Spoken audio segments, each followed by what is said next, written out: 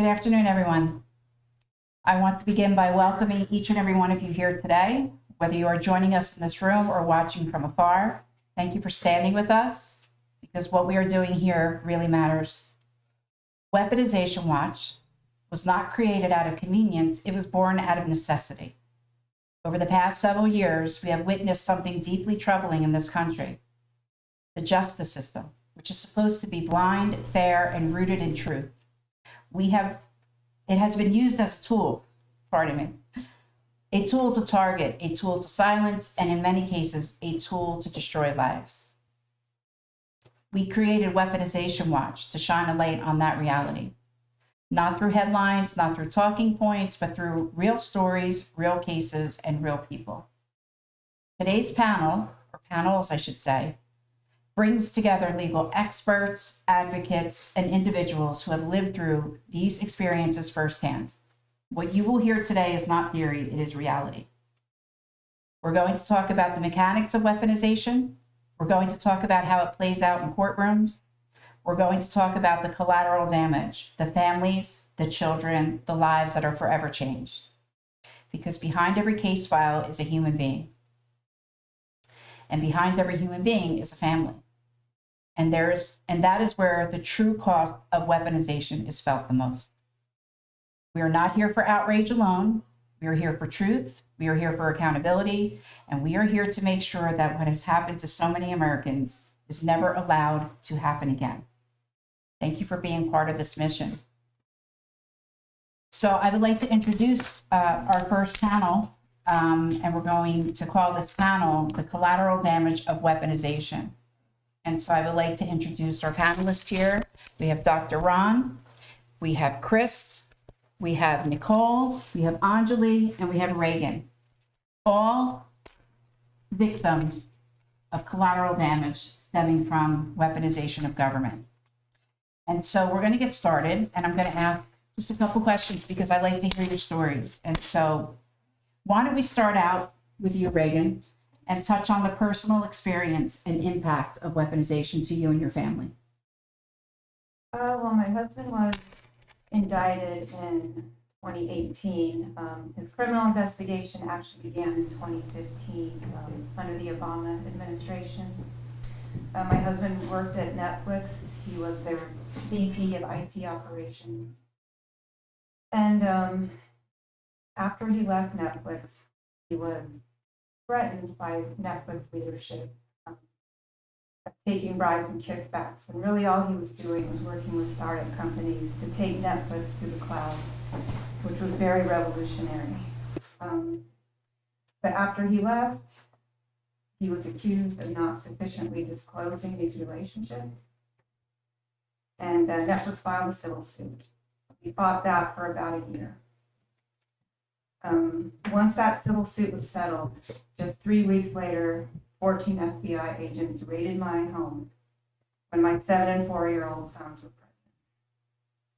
present. 2.5 years later, he was indicted for honest services fraud. 3 years later, we went to trial. 3 years after that, we appealed and lost.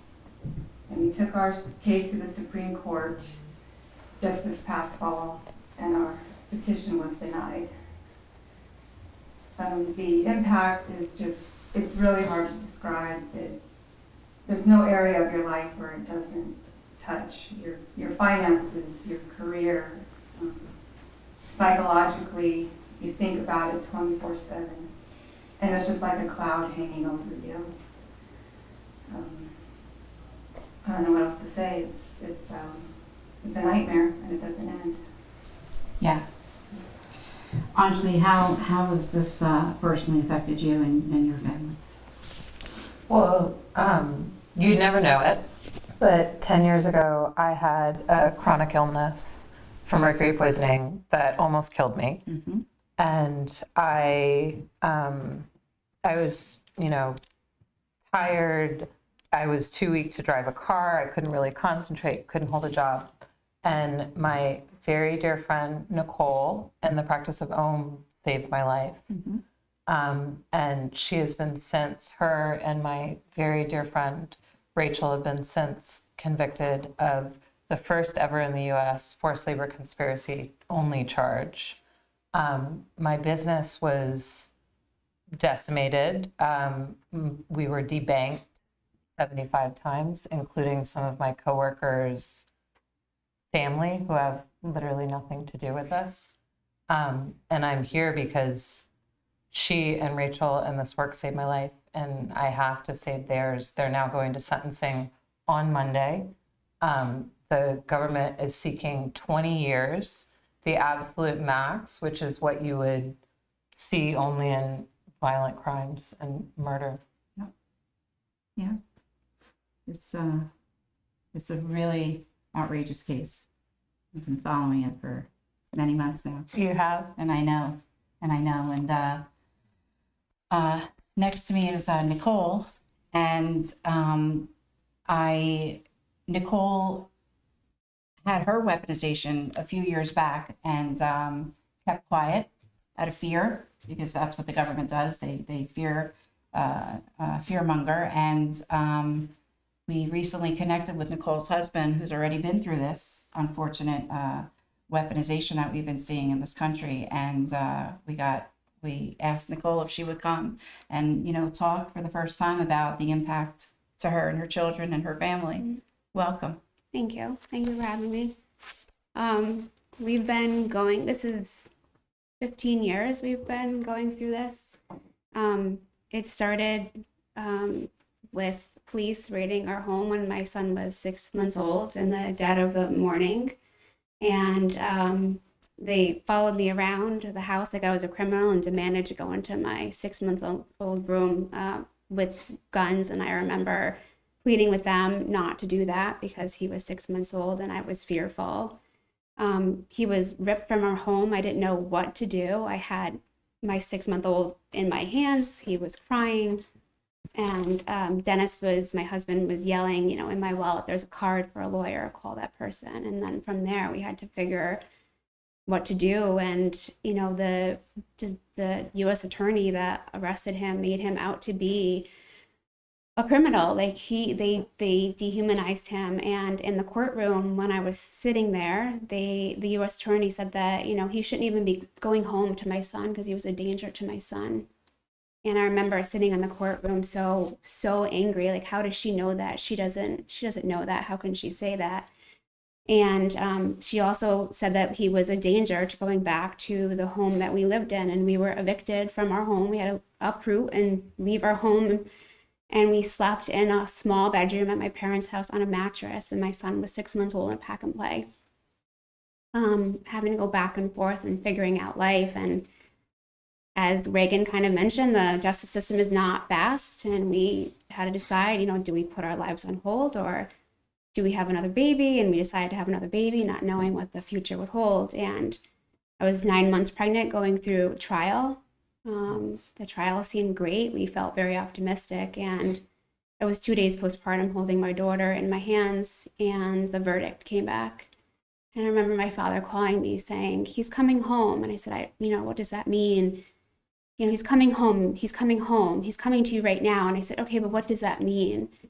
And I'm gonna get emotional. So you didn't know at that moment that he had been found guilty? That he had been found guilty. Okay. And my father said that he was guilty. And I remember sitting with my newborn daughter in my arms, and I just broke down crying where one of my friends had to take our daughter.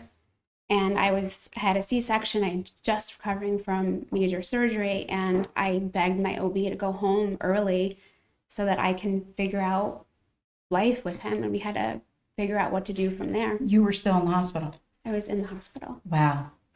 Yeah. And it's just, well, we were in fight mode at that point. He did everything that he could to set us up. I was working part-time. I had to increase my hours because he was a police officer. They didn't want to put him too close to where we lived, so they placed him in Michigan, which was a 12-hour drive from us. And we made the decision that I would take the kids twice a month to to see him because they were so little. I didn't want them to not have a relationship with him. So my mother-in-law actually moved her RV to Michigan because of the financial stress it was driving Wow. and staying in hotel rooms. And I had to work crazy hours in order to be able to get long weekends off. Just the things that you do, and to keep your family whole in that moment as much as you can. That's right. And because they were so little, there were things that he did. He recorded himself reading over 100 children's books, and every night we would watch those recordings with my 2 children so that my baby could hear his voice every day and wouldn't be considered a stranger to him, Right. only seeing him once a month. When we were going through the January 6th, trials and all those men and women that were incarcerated, sitting, languishing for years in pretrial. I remember one time I was on the phone with my nephew, and he, he's not married and didn't have children at the time, and so we didn't need to talk all the time. And, so one day I was like, I haven't heard from you. And he's like, these men have to talk to their children. They have to talk to their wives. And he shared a story with me that one of the men that he was incarcerated with was on the phone with, his sons, and the little boys said they couldn't remember what their dad's face looked like. So it's very important. And, thank you very much for sharing that. People need to know that. They don't realize, the impact to the family. I call it a humanitarian crisis, and I call it a collateral damage, especially when it's because of weaponization. Yep. And so thank you for sharing. And we're going to talk more with you later on, because most of the people here have really, been speaking out about their families and their cases, and you haven't had that opportunity yet. So we want to hear more from you. And so thank you for sharing that. Thank you. Chris. Yeah, we've been talking, and I know a lot of what's been going on with you. And so, please share, what the personal impact has been to you and your family. Yeah. So prior to COVID, my wife and I we're small business owners, had a successful business, and my schooling, I went to American Film Institute, made a movie a long time ago, and I wanted to get back into that world. And we had developed this TV series called Ohana about government corruption and organized crime in Hawaii in the 1990s. And it was a fictional character based on factual events that happened. We had our funding in place, we had everything going, then COVID hit and that all fell apart. Like a lot of people during COVID, it was chaos. I mean, we were Lysoling our Instacart orders, it was just a weird time. When the PPP loan was introduced, I'm a researcher. I reached out to a lot of people, like banks and different areas, and said, hey, we don't have historical payroll, but we do have a budget that was set up. And I've had SBA loans in the past where when the loan originator told us you can use your projections, and it was in an email, I took it as, okay, well, I've gotten SBA loans in the past, and they ask for projections. They want to know how your business is going to succeed in 12 months, Right. or 24 months. So we followed the guidelines of the loan originator. Everything got funded. We used the funds to shoot a trailer to attract talent. And we went over to Hawaii. This was a Hawaii project, even though we live in California. Went to Hawaii. All the crew members that we hired were thankful because they were out of work. They've been out of work for almost 7-8 months. So they were very appreciative. Everything we thought was going fine. We were going to go back over in the summer of 2021 to shoot the pilot. And then May of 2021 hit, and we got our target letter, and they seized everything. They actually put a Liz pendants on our house that we bought in 2017 that had over $1 million in equity. So we couldn't touch any of our money to have a defense. We were actually not indicted until a year after that, and even in the DOJ's own handbook, they're supposed to either charge you or give you the seized money back in 90 days. They didn't do that. My wife Erin and I were both charged. We're both fighters. We fought as hard as we could. We had every attorney that the court gave us. We would say, hey, they did this wrong, they did that wrong, and every attorney from Hawaii is on a panel, and they're all personal injury attorneys by trade. So I tell people it's like going in for open heart surgery and they gave you a dentist. Good analogy. And they would all ask to be removed every time we asked them to push on this or that and the other. This went by for years, and finally they basically forced us into a plea. They said they were going to charge my mom, who had 78 now, charge her if we didn't plea to their ridiculous plea agreement where we weren't even allowed to ask for a lower sentence. The prosecutor said if you even bring up anything about the email saying that to use projections, he would charge more charges against us and charge my mom. Yeah. So it was, I don't even know how you call it, weaponization, lawfare. That is what it is. That's like, lawfare. Yeah. And that's what they do. They threaten you with all kinds of things, and, because they know in most cases it'll break you. And you'll hear more about that from, our legal experts later, but that's why they say the federal, success rate for prosecutors is, up in the 90 percentile, because 98, yeah. people really break because they're so fearful and scared, I saw that a lot in the January 6 cases, but I also saw a lot of people that said, I know my own family he said, I'll stay in this jail for 20 years if I have to. I'm never going to admit to something I didn't do wrong. But it's very hard. It was easy for him because he didn't have collateral damage out here. He was the collateral damage, So for some people, it's just not that easy. But we saw it a lot. And I'm real sorry. And, we'll talk more later also. But one thing that I wanted to ask you that I recall in one of our conversations was your wife has already been in prison. Yes. So the judge gave us staggered sentences. So my wife actually went in January 23rd of 2025. So last Okay. January. And I've been basically a pseudo single dad. Yeah. Running a business. We have a new business that we started during this whole mess that's actually very successful again, which thank God on that. And then I have two great sons, but I mean the effect that has had on them is staggering. It's unforgivable, and it will never leave them. They've been separated from their mother for, more than a year of their life. And again, I saw that in January 6th. We have a mother in Pennsylvania. She's the mother of 8 children. I sat in the front row with 7 of her 8 children when she got sentenced. And this heartless judge, he's one of the worst judges we have here. And I'm saying his name, Judge Lambert. He didn't care. He didn't care that she was on house arrest for 3 years. He didn't care that she couldn't leave the house. He didn't care. He just said, I have a job to do. And he sentenced her for an additional 5 years. So, and those kids were separated. I mean, her youngest child was 7. It was a little girl.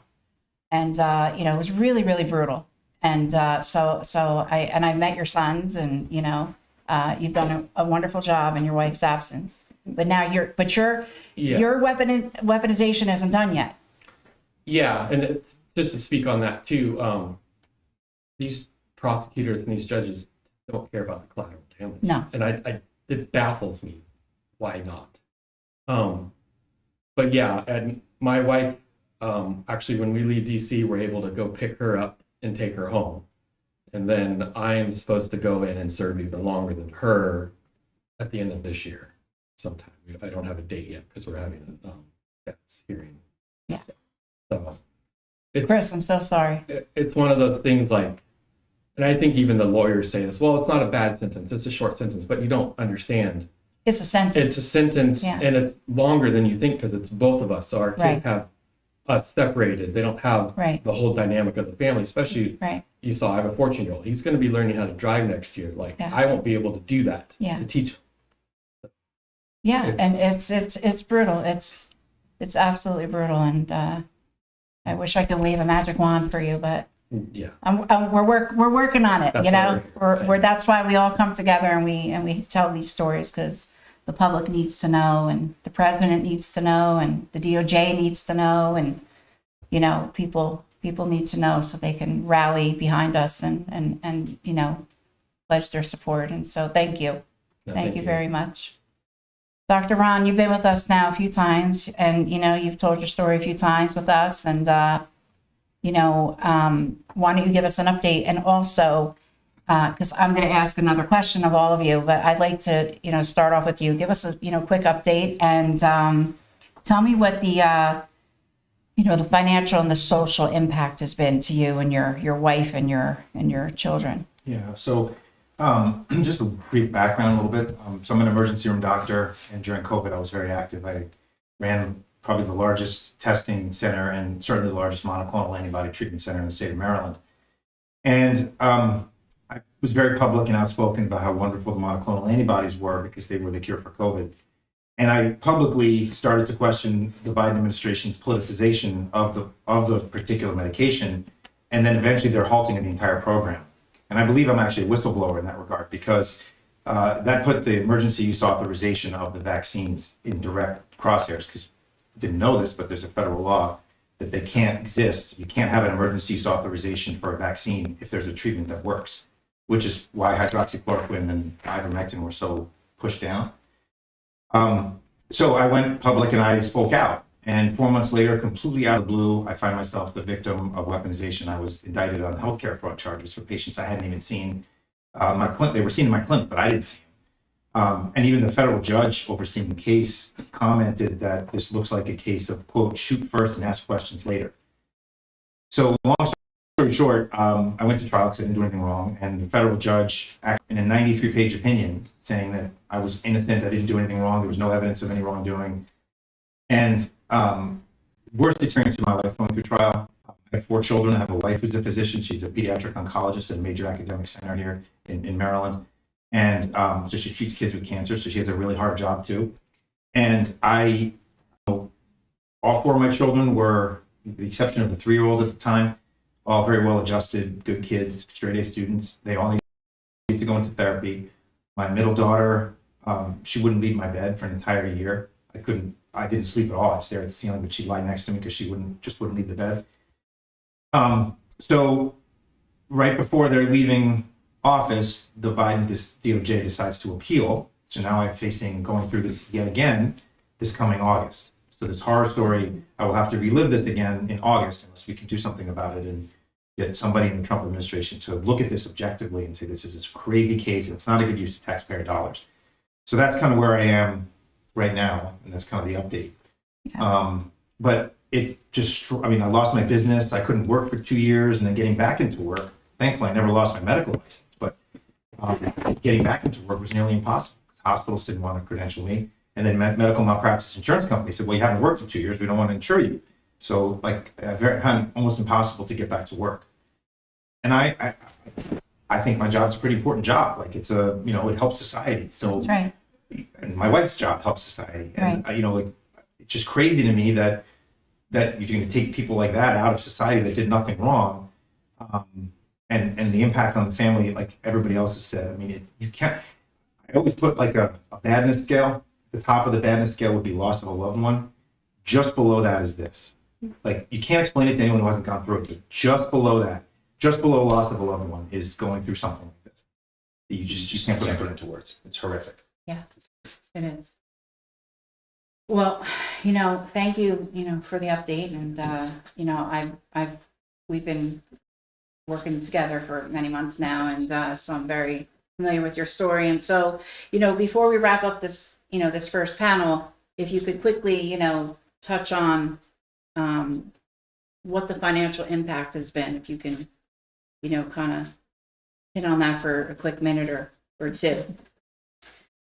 Well, financially, lawyers, they're not cheap, right? So if you want to take a case to trial, you're looking at 2 years of paying lawyers, basically. And like I said, they don't come cheap. So there's the cost of going to trial, And of course, you're almost unemployable when you're going under an indictment. Yeah. You're a Google search away. Right? Yeah. So you won't be able to hold down a job, and you're paying lawyers, and so it hits you from both ends: your actual income, your potential income. And we had to sell investments, 401ks. They came after our house. So there's no area of your life that doesn't touch. The way to put it, you're right about that. All the J6ers, they're probably the majority, they're bankrupt. Can't find jobs now. Marriage is dissolved. No health care, lifetime income. So Yeah, we can't get help. We have to get state covered health care because he can't get a job through a company. So right. it's, That's a whole nother topic, that's a whole nother topic. Anjali, I know how financially strapped this has made, Nicole and Rachel, and everything that you and your team have done, and, your family to help your family, but what has it done to you? I mean, these cases and through, I've met so many other people who have the same story, but the aim of the government is to destroy our business. That's what they're going for. I mean, they investigated my company for 5 years and found absolutely nothing. And we spent, even in that time, tens of millions. And got debanked. in And the process, we right? were debanked over 70 times, including family. My family's mortgaged their house multiple times in order to try to support.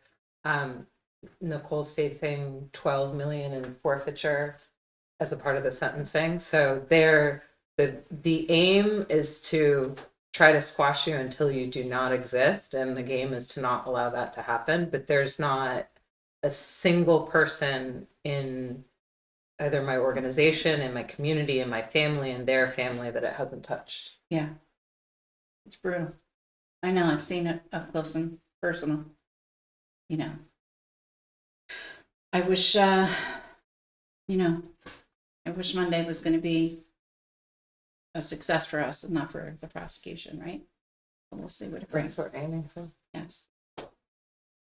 Nicole, back to you. So Dennis was the main source of income. I'm a nurse, but our goal was that he would work full time and I would work part time. So when he lost his job, I had to increase, my hours in order to maintain the income and just be able to, pay for the kids and everything else. One of the things he did is he cashed in, one of his retirement funds and paid a mortgage up on the house. So in case something happened or the roof leaked or whatever, I didn't have to struggle every month with being a single mom with 2 small kids.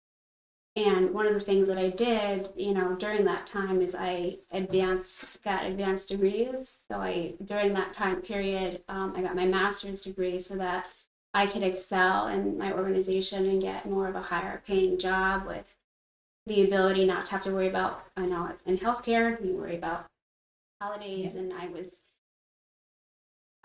I was afraid more than anything for my children to be alone on a holiday without either of us because, I had to work at Christmas so I did everything that I could in order to be able to do better at my job so that I can get those, more of a flexible job.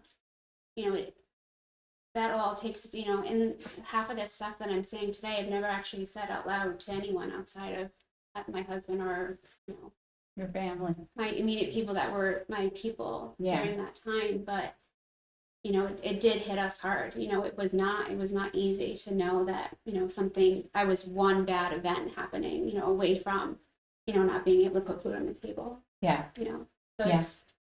it's a lot. It's a lot. They don't realize that they take that piece away from you where they took him away, but then I had to figure out how to be everything else in that moment. Yeah, that's why we call it, the collateral damage and, the cost of weaponization. It's terrible. And, Chris, I pretty much know. I mean, you kind of incorporate it into your talking points, but thank God for you, you've been able to recoup now, but you went through a lot to get there. Yeah, and that was not easy. And I think everybody here probably knows about how the government abuses the word civil forfeiture. Yeah, yeah, And that's what I mean, they seized everything, even retirement accounts, even if they weren't tied to the PPP loan. And like I said, we had $1 million in equity in our house that we bought in 2017, and we were putting more money into that prior to COVID. And the AUSA had that Liz Pendence on there up until the week before our sentencing, and then said, you know what, the government doesn't have an interest in this property anymore. We're going to let the bank foreclose on it instead. And my wife, literally, it's in the transcript, asked the judge, well, what about our house? And he said, I don't care about your house. And then we go to find out, my best friend, he's a wealthy mortgage broker, he's like, you have all this equity, I have money out, I'll send a guy to the foreclosure sale to purchase the property. Wow. Because he saw what we were going through. wow, And he has his buyer go out to the auction that was scheduled 10 days after our sentencing hearing, 4 days before Aaron's supposed to go in. And he's like, you know what? The bank ended up buying it back because he only had like $1 million in cash to do it, and it sold for like 1.2. But the buyer, and I have this all in a text. He's like, it was weird though, because the buyer that I sent out there has been buying foreclosed homes for 30 years. There was federal agents at the auction bidding on your property. And they bid up to about 1.1 million is what he's told me. And I'm like, well, that's how much we paid back on between everything seized and what we actually paid back on the original loan hmm for the PPP. We paid back almost 90% of it. right, And he's like, that he's never seen that before. And everyone I've talked to is like, that doesn't sound normal. Okay. we, And then sorry, I can talk. I can drag Yeah. this out for long. Yeah. But the only other financial issue that happened, like I said, we paid back. I mean, it was a $1.3 million loan. 1.1 was paid back between seizures and what we physically paid. yeah, The judge even recognized that at our sentencing, said, you guys have made great effort towards restitution. And he gave an example at another hearing that how everything paid back should go against what you owe in restitution. Yet, I think it was 2 weeks after Aaron got locked up, I get a bill in the mail from the DOJ in Hawaii for $1.3 million for the entire amount. So they don't want to destroy you; they want to obliterate you. yeah, that's, we watched, that's what we watched with January 6th. And, with January 6th,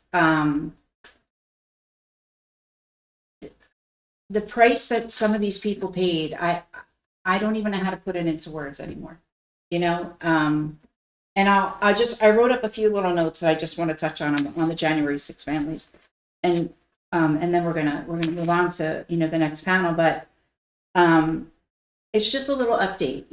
January 6 defendants and their families, they endured massive consequences, and I don't negate anybody that's gone through weaponization. Everybody here at this table has paid a very high price. But the January 6 stuff was so political, so political. And these people were used as bait to go after a president. And it's just sick. It's really sick. And, their consequences, extend, beyond the courtroom, like you hear. And these January 6ers, they can't get employed. They can't get a job. They have they've gone and they've, applied back into like the career that they were in before this whole thing happened, and they can't.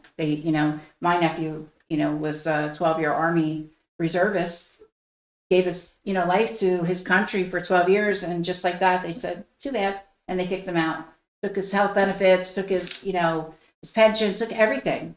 And that happened to a lot of the people from January 6th. And so, they lost life savings, healthcare. They, several marriages that did not survive January 6th.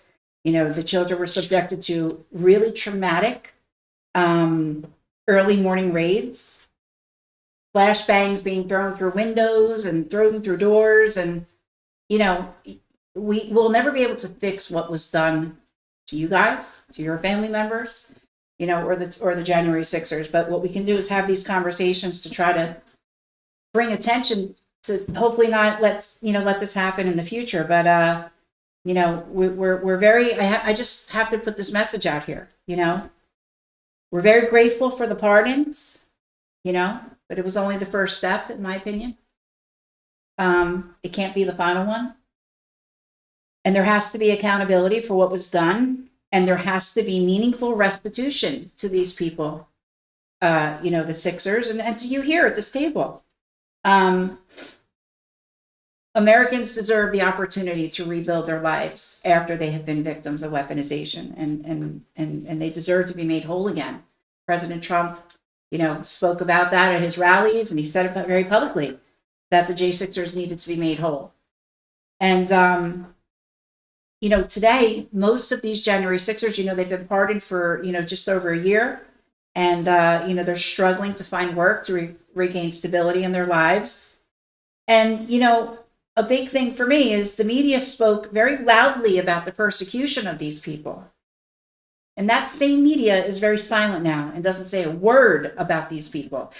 Some of them built their platforms, their podcasts, their social medias, whatever, talking about January 6th. Recently, you know, a lot of the news shows, they were talking about January 6th, but nobody wants to talk to the January 6ers and find out how they're coping today. And it's really very frustrating because I'm still in contact with most of these people.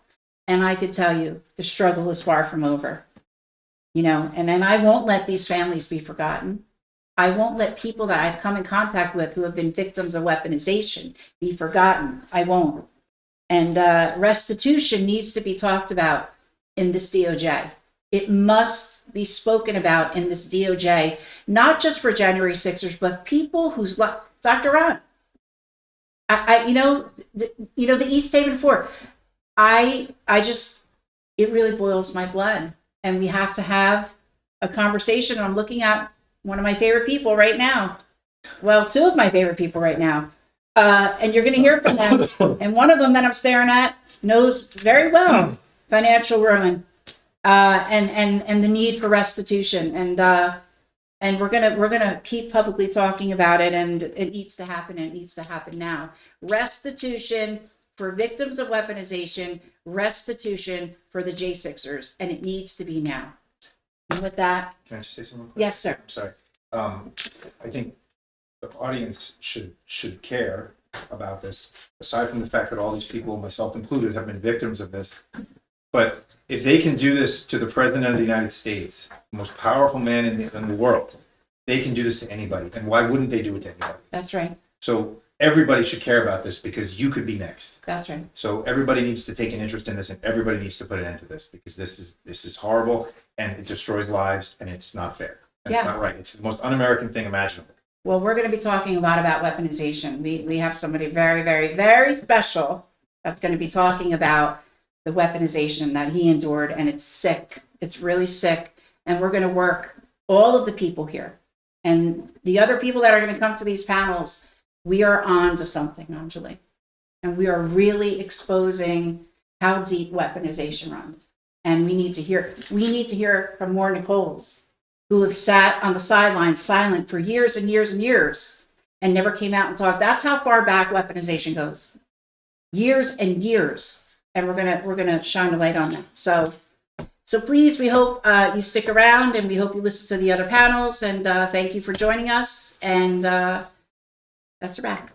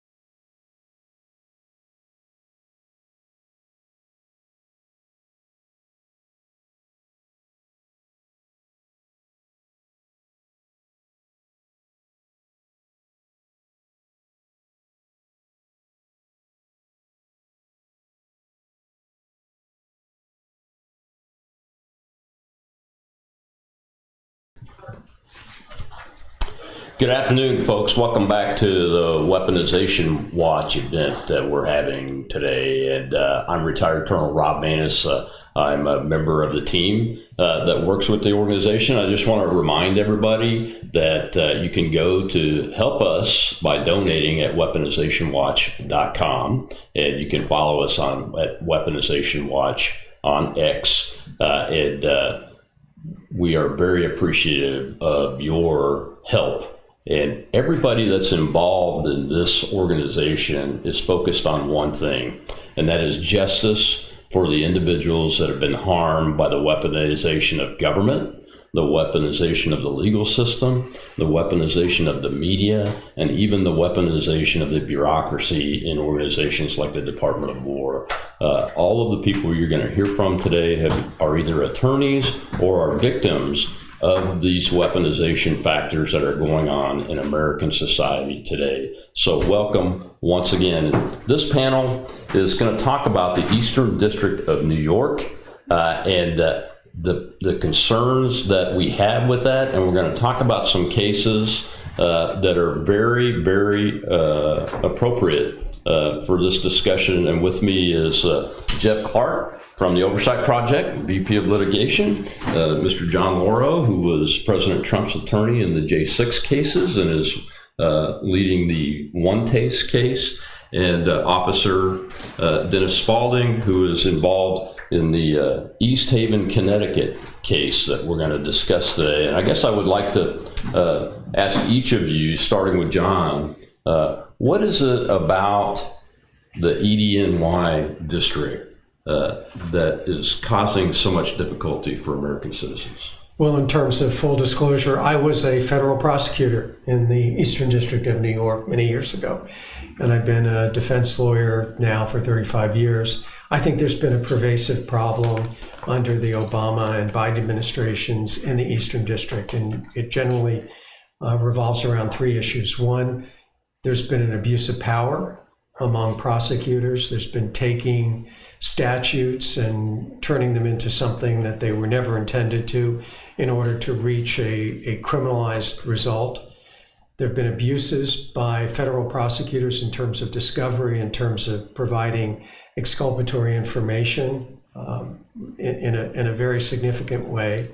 And finally, and most significantly, there's been this sense in the Eastern District that once a prosecutor has a narrative, they're going to stick to that narrative no matter what. And any evidence that you bring that is contrary to what the government thinks they need to tell a jury loses out. And as a result, justice is not being done. There's one case that was very telling. It involved Douglas McKay, who was, he forwarded a meme that suggested that you could vote by texting as opposed to going to a voting booth. It was ridiculous. It was a silly, just throwaway meme, but it was directed against Hillary Clinton. And as soon as Joe Biden became president, they prosecuted him for violation of civil rights in the Eastern District of New York, claiming that people were somehow losing their right to vote. And that was just one example. There's others. But I think there's a problem, a pervasive problem in EDNY, and hopefully the new administration will deal with it. Yeah, I hope so.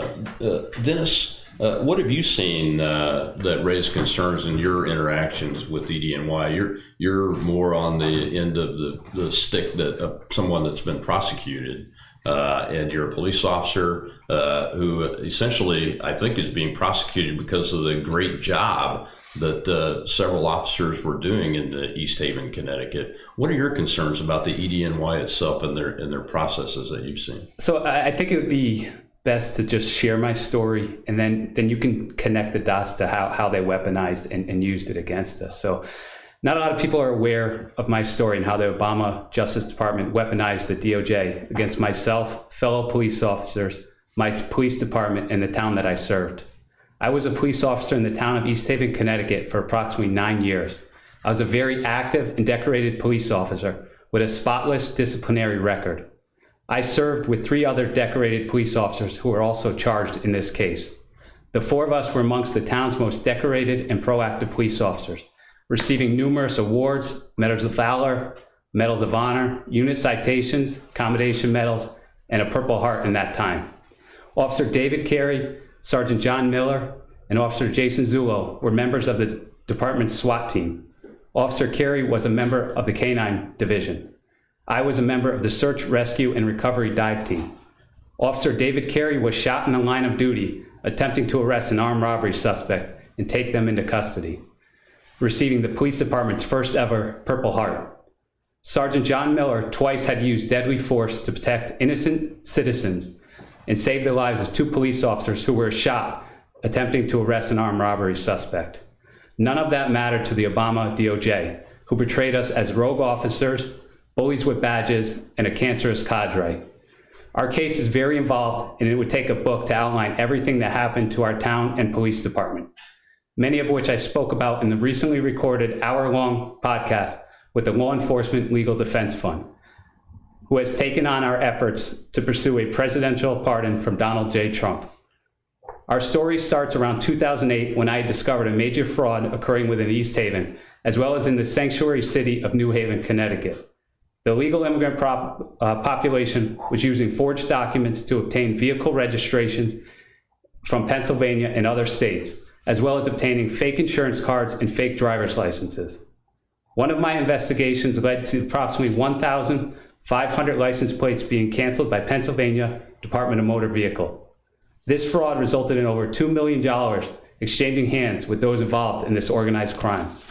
Illegal immigrants were paying approximately $1,500 to obtain these license plates and documents. My investigation led to the arrest of 2 women who masterminded this scam and the arrest of thousands of illegal immigrants.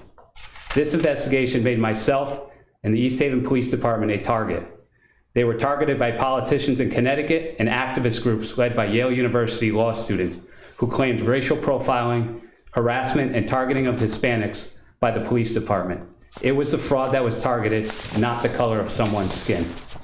After years of these claims being investigated by the police department, the state of Connecticut, the chief state's attorney's office, and even a year-long investigation conducted by the New Haven, Connecticut FBI office, no finding of wrongdoing or criminal charges were ever filed. In fact, many of the claims ended with officers and the department being exonerated. That all changed when the Department of Justice Civil Rights Division, led by Tom Perez, later DNC chairman, opened a pattern and practice investigation into the department based off the complaint filed by Yale Law School Clinic. This investigation was led by the New York FBI field office.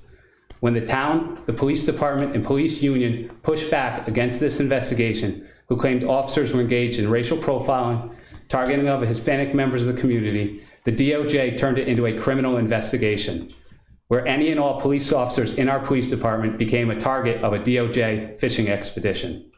Police officers in the department now knew that we were going to be targeted and used as pawns to get the town to cave to Tom Perez's demand in a federal consent decree. Tom Perez came into town not to investigate a crime, but to find a crime to charge someone with. 4 officers, including myself, were charged and sentenced for what the DOJ alleges was a 4-year-long criminal conspiracy to violate the civil rights of undocumented immigrants and various members of the East Haven community. An indictment alleging police brutality ended with a conviction for a 2-centimeter cut and a half-speed punch to the chest of a resisting, uncooperative suspect. A case sold to the media as racial profiling of Hispanics ended with 0 evidence of racial profiling and 3 of the 4 officers being convicted of events involving white, non-Hispanic individuals. After the conviction, Tom Perez and the Obama DOJ got what they wanted. We were used as pawns, and the town of East Haven was forced to sign a consent decree, essentially becoming a sanctuary city. The DOJ was weaponized for a political agenda. Make no mistake about it. Had it not been for the arrest of thousands of illegal immigrants driving around town with no license, no insurance, involved with this massive fraud, Tom Perez and the Obama DOJ would have never been in East Haven, and myself and fellow officers never sentenced to federal prison. Thank you for your time and allowing me to tell my story and give our town and police department a voice. What happened in East Haven was not right and needs to be corrected. Weaponizing the DOJ to achieve a political objective is wrong and needs to stop. I look forward to continuing to tell our story and happy to answer any questions. That certainly meets the definition of selective prosecution. And Jeff, you've been exposed to selective prosecution yourself, but now you're the VP of litigation for the Oversight Project. Congratulations, by the way. But from the Eastern District of New York specifically, why is this tend to be happening from this one district? It seems like there's an overwhelming number of cases here. So, well, thanks for having me. Thanks to the Weaponization Project here for assembling all of us.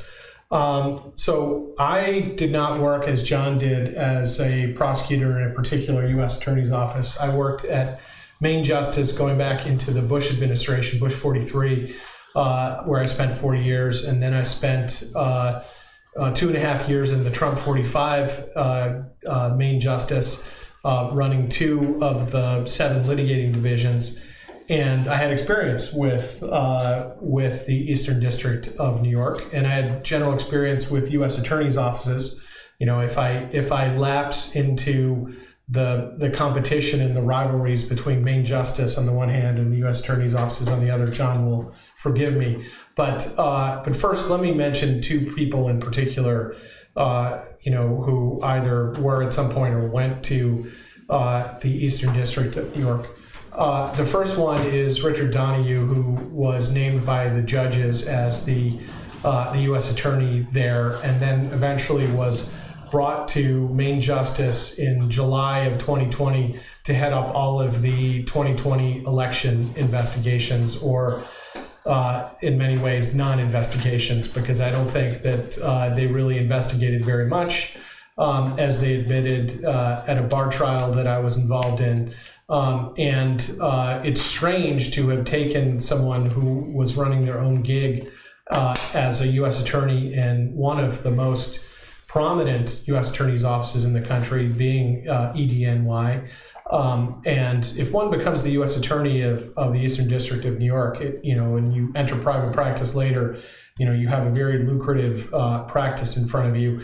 But to come in and just focus on election matters largely for the last few months and the critical few months in the lead up to the 2020 presidential election, and then in the aftermath of it, is strange. And I can tell you from my personal interactions that Richard Donahue did not think that there was anything wrong with the 2020 election, which to my mind is great evidence of the fact that one has their brain and their nose for wrongdoing turned off.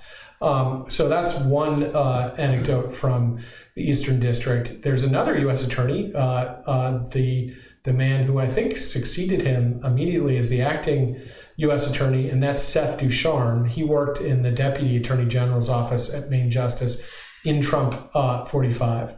But he went and headed up that office, and he is the man who decided a short time into when President Biden took over in 2021 to file the ridiculous charges against Doug Mackey for putting together an internet meme suggesting that Democrat voters were dumb enough that they should try to vote via text message or vote via social media. I forget exactly what his meme said, but it was clearly a joke. And to prosecute someone for being engaged in humor, which there's a long tradition in America of political satire and the like, is truly off the charts. Eventually, his case gets to the Second Circuit and it's thrown out.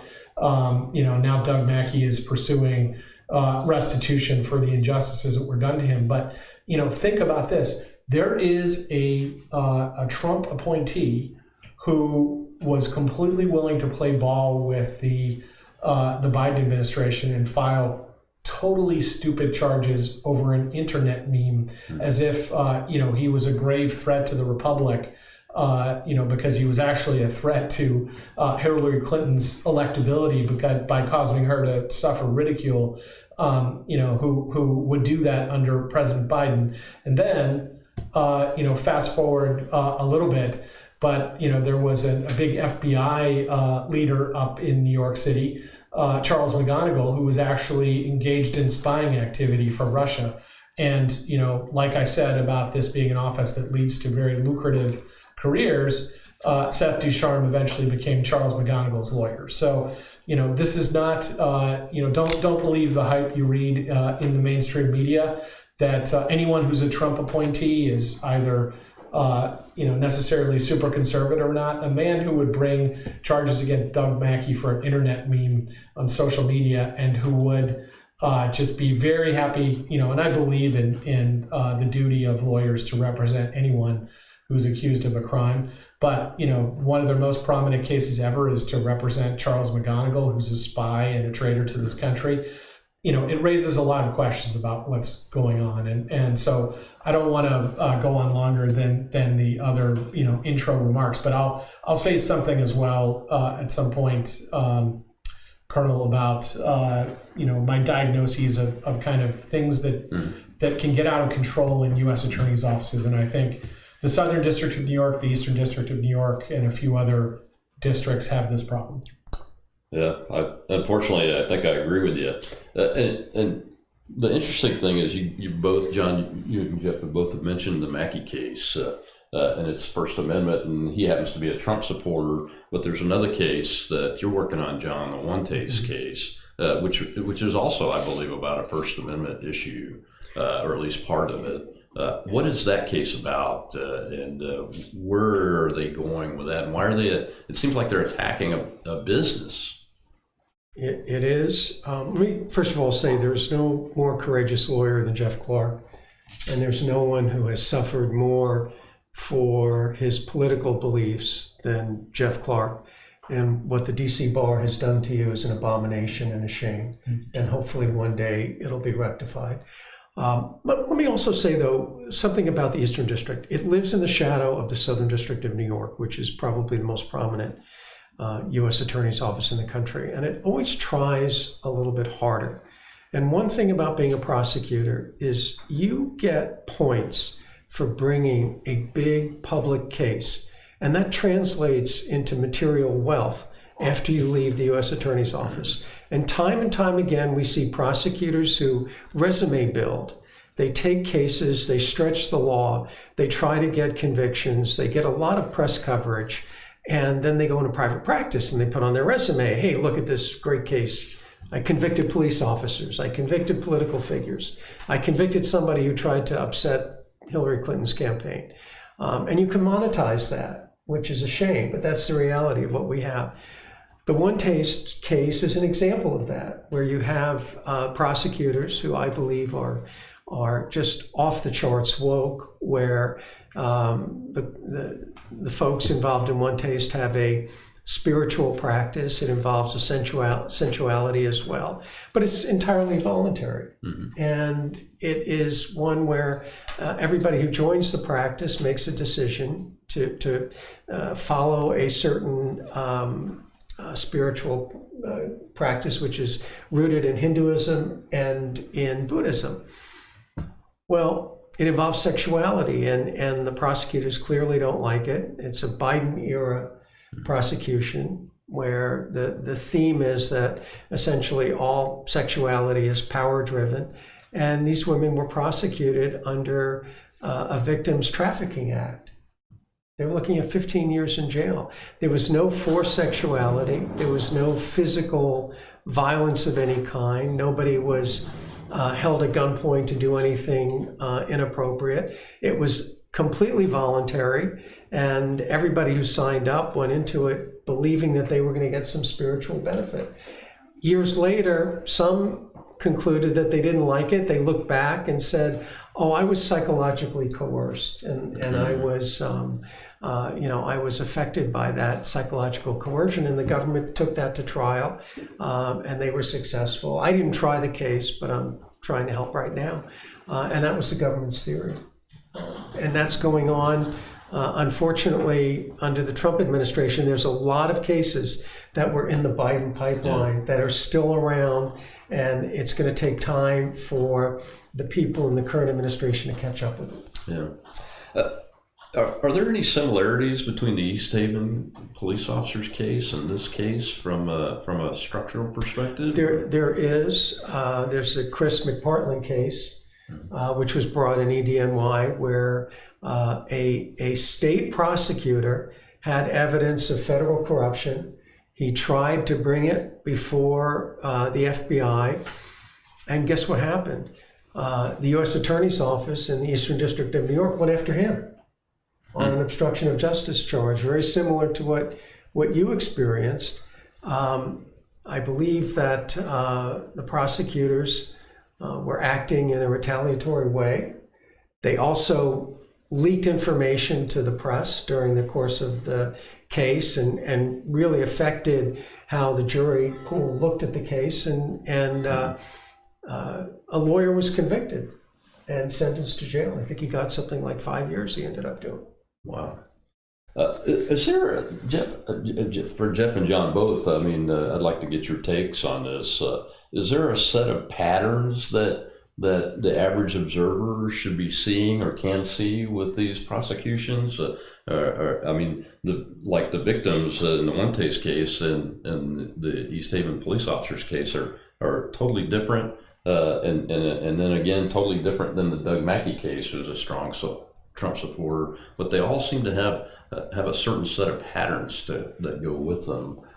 What do you, from an attorney's perspective that has done this for a long time, what kind of patterns do you see that are standing out to you? So I think, John has alluded to this. I think, he should describe for you what he thinks the dysfunctionalities are in terms of U.S. attorneys' offices, in particular U.S. attorneys' offices not following the law in terms of the Brady case from the Supreme Court and the Giglio case, because he had referenced that. I think he can unpack that, best unpack that for you. Let me talk about the case that led to the consent decree against the town in Connecticut, because this is an overarching structural issue, and maybe it might help for me to explain to the viewers, well, what is a consent decree? I'm sure it's probably a term that you've come across in the news, but let me unpack quickly what it is. So a consent decree is like a cross between a private agreement, a contract, and a judicial order. It's a fusion of the two things at the same time. So if there's litigation and the parties agree, they can propose an agreement and then an order that arises out of that agreement, trying to permanentize, to concretize that agreement going into the future. And unlike a contract, if Rob and I sign a contract, Rob's going to pay me $1 million to come on his podcast. That's right. Let me give you an idea. Sure. It's a good idea.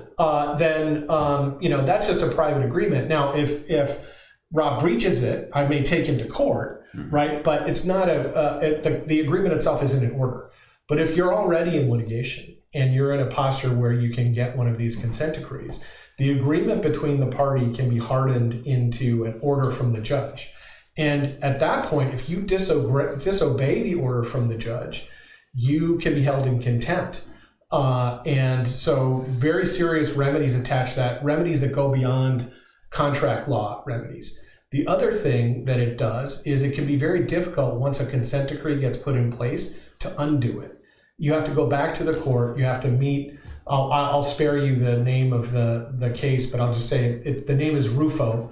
The Rufo case gives you the standards for when you can try to undo a consent decree, but it's not easy. And so why does the Civil Rights Division pursue these consent decrees and try to harden practices against the police? Well, part of it is what I'll call the leftist, socialist, communist project of a war on the police, of trying to establish that, you want to defund the police. One way you can war on them is to defund them. Another way you can war on them is to consent decree them, to get their city to sort of hamstring what it is that they can do going into the future. And the other thing it does is it sidesteps Congress, right? You don't have the people's representatives deciding what set of standards will govern a given municipality who's targeted by the Civil Rights Division. Instead, it gets embodied in this consent decree. And then who does the administrator of the consent decree become? It becomes one judge. There have been, consent decrees that go on for way too long after the conduct's been remedied for decades and decades. So you have judges who go from being baby judges or being, middle-aged judges to being, in their 80s and 90s, and they're still administering consent decrees long after the facts have changed. So there's been a long history, especially on the left, of consent decree practice being weaponized and abused by the Civil Rights Division of the Justice Department, and I can tell you I know that as a fact. Well, thank you. Well, let me say that in almost every instance of weaponization, there's an ulterior motive going on, which is not to seek justice, but to have some other motivation. It could be political, it could be self-aggrandizement. Usually there's some kind of political effort to punish someone in a weaponized case, which you experienced and others have experienced. And it always involves a degree of prosecutorial overreach where statutes are taken and stretched beyond belief, which happened to President Trump in the J6 case and in all the cases he faced, candidly. There's been no greater political victim of weaponization than Donald J. Trump. And that's the reality. If you can weaponize the system against a former president and a political candidate, you can weaponize it against any American citizen. And the Democrats are really damn good at it. And they've been getting away with it for a lot of reasons. Number one, they have the coverage of the media, and they have the coverage of the elites. So you have law professors standing behind a Jack Smith or standing behind others, Andrew Weissman when he was in government and so forth. And that's a big problem. Second, you have, unfortunately, many judges around the country that are willing to give the Democrats this kind of leeway to engage in weaponization. And that's a serious problem. And then finally, historically and institutionally, in the Department of Justice, you did not have any kind of control over individuals, over prosecutors that were engaging in weaponization. When Jack Smith went after President Trump, no one in the Department of Justice stood up and said, that's wrong. No one, not one person. From the Attorney General down. That Department of Justice wanted to put President Trump on trial in 90 days from the time he was indicted. 14 million documents and 500 witnesses. And they wanted to put President Trump. It takes longer to get a traffic ticket adjudicated in DC than when they wanted to put President Trump on trial in a show trial. That's the system that we're dealing with, and it should terrify all of us because Colonel, it could happen again. Oh, absolutely. I mean, Dennis is living proof of it. So is Jeff and other folks that we're talking to today. You mentioned overcharging some of these tools, Jeff, John, both overcharging, pretrial detention, gag orders, which we saw used against the president many times. How does that keep the defendants from adequately defending themselves? How do those tactics work? Well, interestingly enough, Jack Smith is a product of the Eastern District of New York, and so enough said. And he tried to get a gag order and it was successful. It was limited later on by the district court, appellate court. But the objective always is to crush the defendant.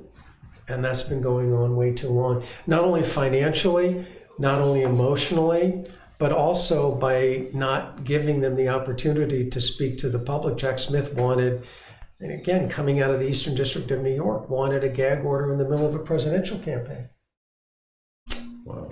So it inhibits the ability of counsel to get their message out. The other thing that these prosecutors do is they insist on an order where you can't share information with other defense lawyers. So it literally blocks your ability to collaborate and share information. And in the Trump case, for example, they limited my ability to share information with President Trump. I had to do it one-on-one.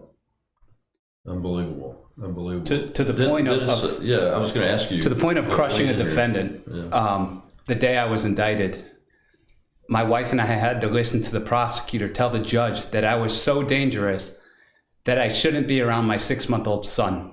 My wife was devastated. Thankfully, she did not win that argument. However, she did win the argument that I was so dangerous and had so much power in the town of East Haven that I should not live in my home in East Haven. My wife and I had to pack up, myself and my wife and my 6-month-old son, and live on a mattress for 4 months until the judge finally said the evidence no longer supported the facts that the prosecutor had said. She was trying to crush us. And Dennis, did that limit your ability to defend yourself in the courtroom itself, you and your attorneys? How did that process play out? So I wasn't allowed into the town of East Haven for the first 4 months. It didn't really limit my discovery. The town of East Haven was very supportive of the police department. They knew what was happening in town. They knew that the police department was there protecting them. The town of East Haven actually, largely on the issue of illegal immigration, 3 times, all 3 elections went for Donald Trump. We are next to the sanctuary city of New Haven, and they had a huge population of illegal immigrants, and they were causing a lot of problems for our hardworking citizens in our town, including victimizing them, crime increase, hit and run accidents. There was an estimate that 22% of all accidents were hit and run because of the amount of illegal immigrants in our town. There was one illegal immigrant who hit a 14-year-old boy, went through the windshield of the car. We arrested him, put a high bond on him. The next day, he was released on a lowered bond, and he fled to Ecuador and never faced justice for hitting that 14-year-old boy. Wow. Well, Okay, so three quick things. First of all, to agree with John that there's never been anyone in U.S. history who's been the subject of weaponized attempts to pervert the justice system more than Donald Trump. From the documents case down in Florida to the Jack Smith J6 case, even though it really wasn't about J6, it was an attempt to criminalize having a different view of the election and create a phony conspiracy arising out of that, to the Alvin Bragg case up in New York that I attended and covered for Real America's Voice a day of the trial of, to the Georgia case with Fonnie Willis, which was another complete travesty that's thankfully been thrown out at this point. It's off the charts how they went after President Trump, and it's a miracle at some level, but it's due to great lawyering by people like John Lauro that President Trump avoided those negative consequences. But I also believe that the hand of God was looking out for President Trump. When I was up there at the trial, and this shows how statutes get perverted. In reality, that case really, should have been tossed out from the start. And the only way they could try to turn it into a felony was they had to say that misdescribing legal billing was a felony because it was tied to another violation of law, which they said was federal election law. I was there in the courtroom that day when the Matthew Colangelo, who's an interesting figure, probably a familiar name to some of you who follow weaponization, who was the acting associate attorney general, the number 3 spot in DOJ under President Biden. He leaves that lofty spot to go and be a line attorney working for Alvin Bragg for the chance to prosecute Donald Trump. So you have to scratch your head at that. But I saw the day where he argued against Emil Bovee, who was the number 2 to the number 2 in Trump 47 at DOJ, and now is on the 3rd Circuit. They were arguing about this election law issue, and literally they would really not allow the opinion to be expressed that there was no violation of election law in terms of what had been done in characterizing a payment that had been made to this woman, Stormy Daniels. But to hear Matthew Colangelo, it was terrible. He had completely ridiculous constructions of the federal election law statute, and the judge, the New York local judge, had no qualifications whatsoever to be assessing election law, which can be extremely complex. And let me use that to go into a structural point about the Justice Department. So the litigating divisions, there are 7 of them at the Justice Department, and I happened for a time in Trump 45 to have run 2 of them at the same time. they interface with the U.S. attorney's offices, which there are 90 plus offices around the country, at the deputy attorney general, right? So the U.S. attorneys, I think they're under supervised. And if you want to call them in and kind of fight with them, you have to get a meeting with the deputy attorney general oftentimes. And then the deputy attorney general has to agree with, someone like me, an assistant attorney general who was running a litigating division. So without giving details about the case, I'll tell you, the case involved an incredibly complicated statute called the Resource Conservation and Conservation and Recovery Act, RCRA.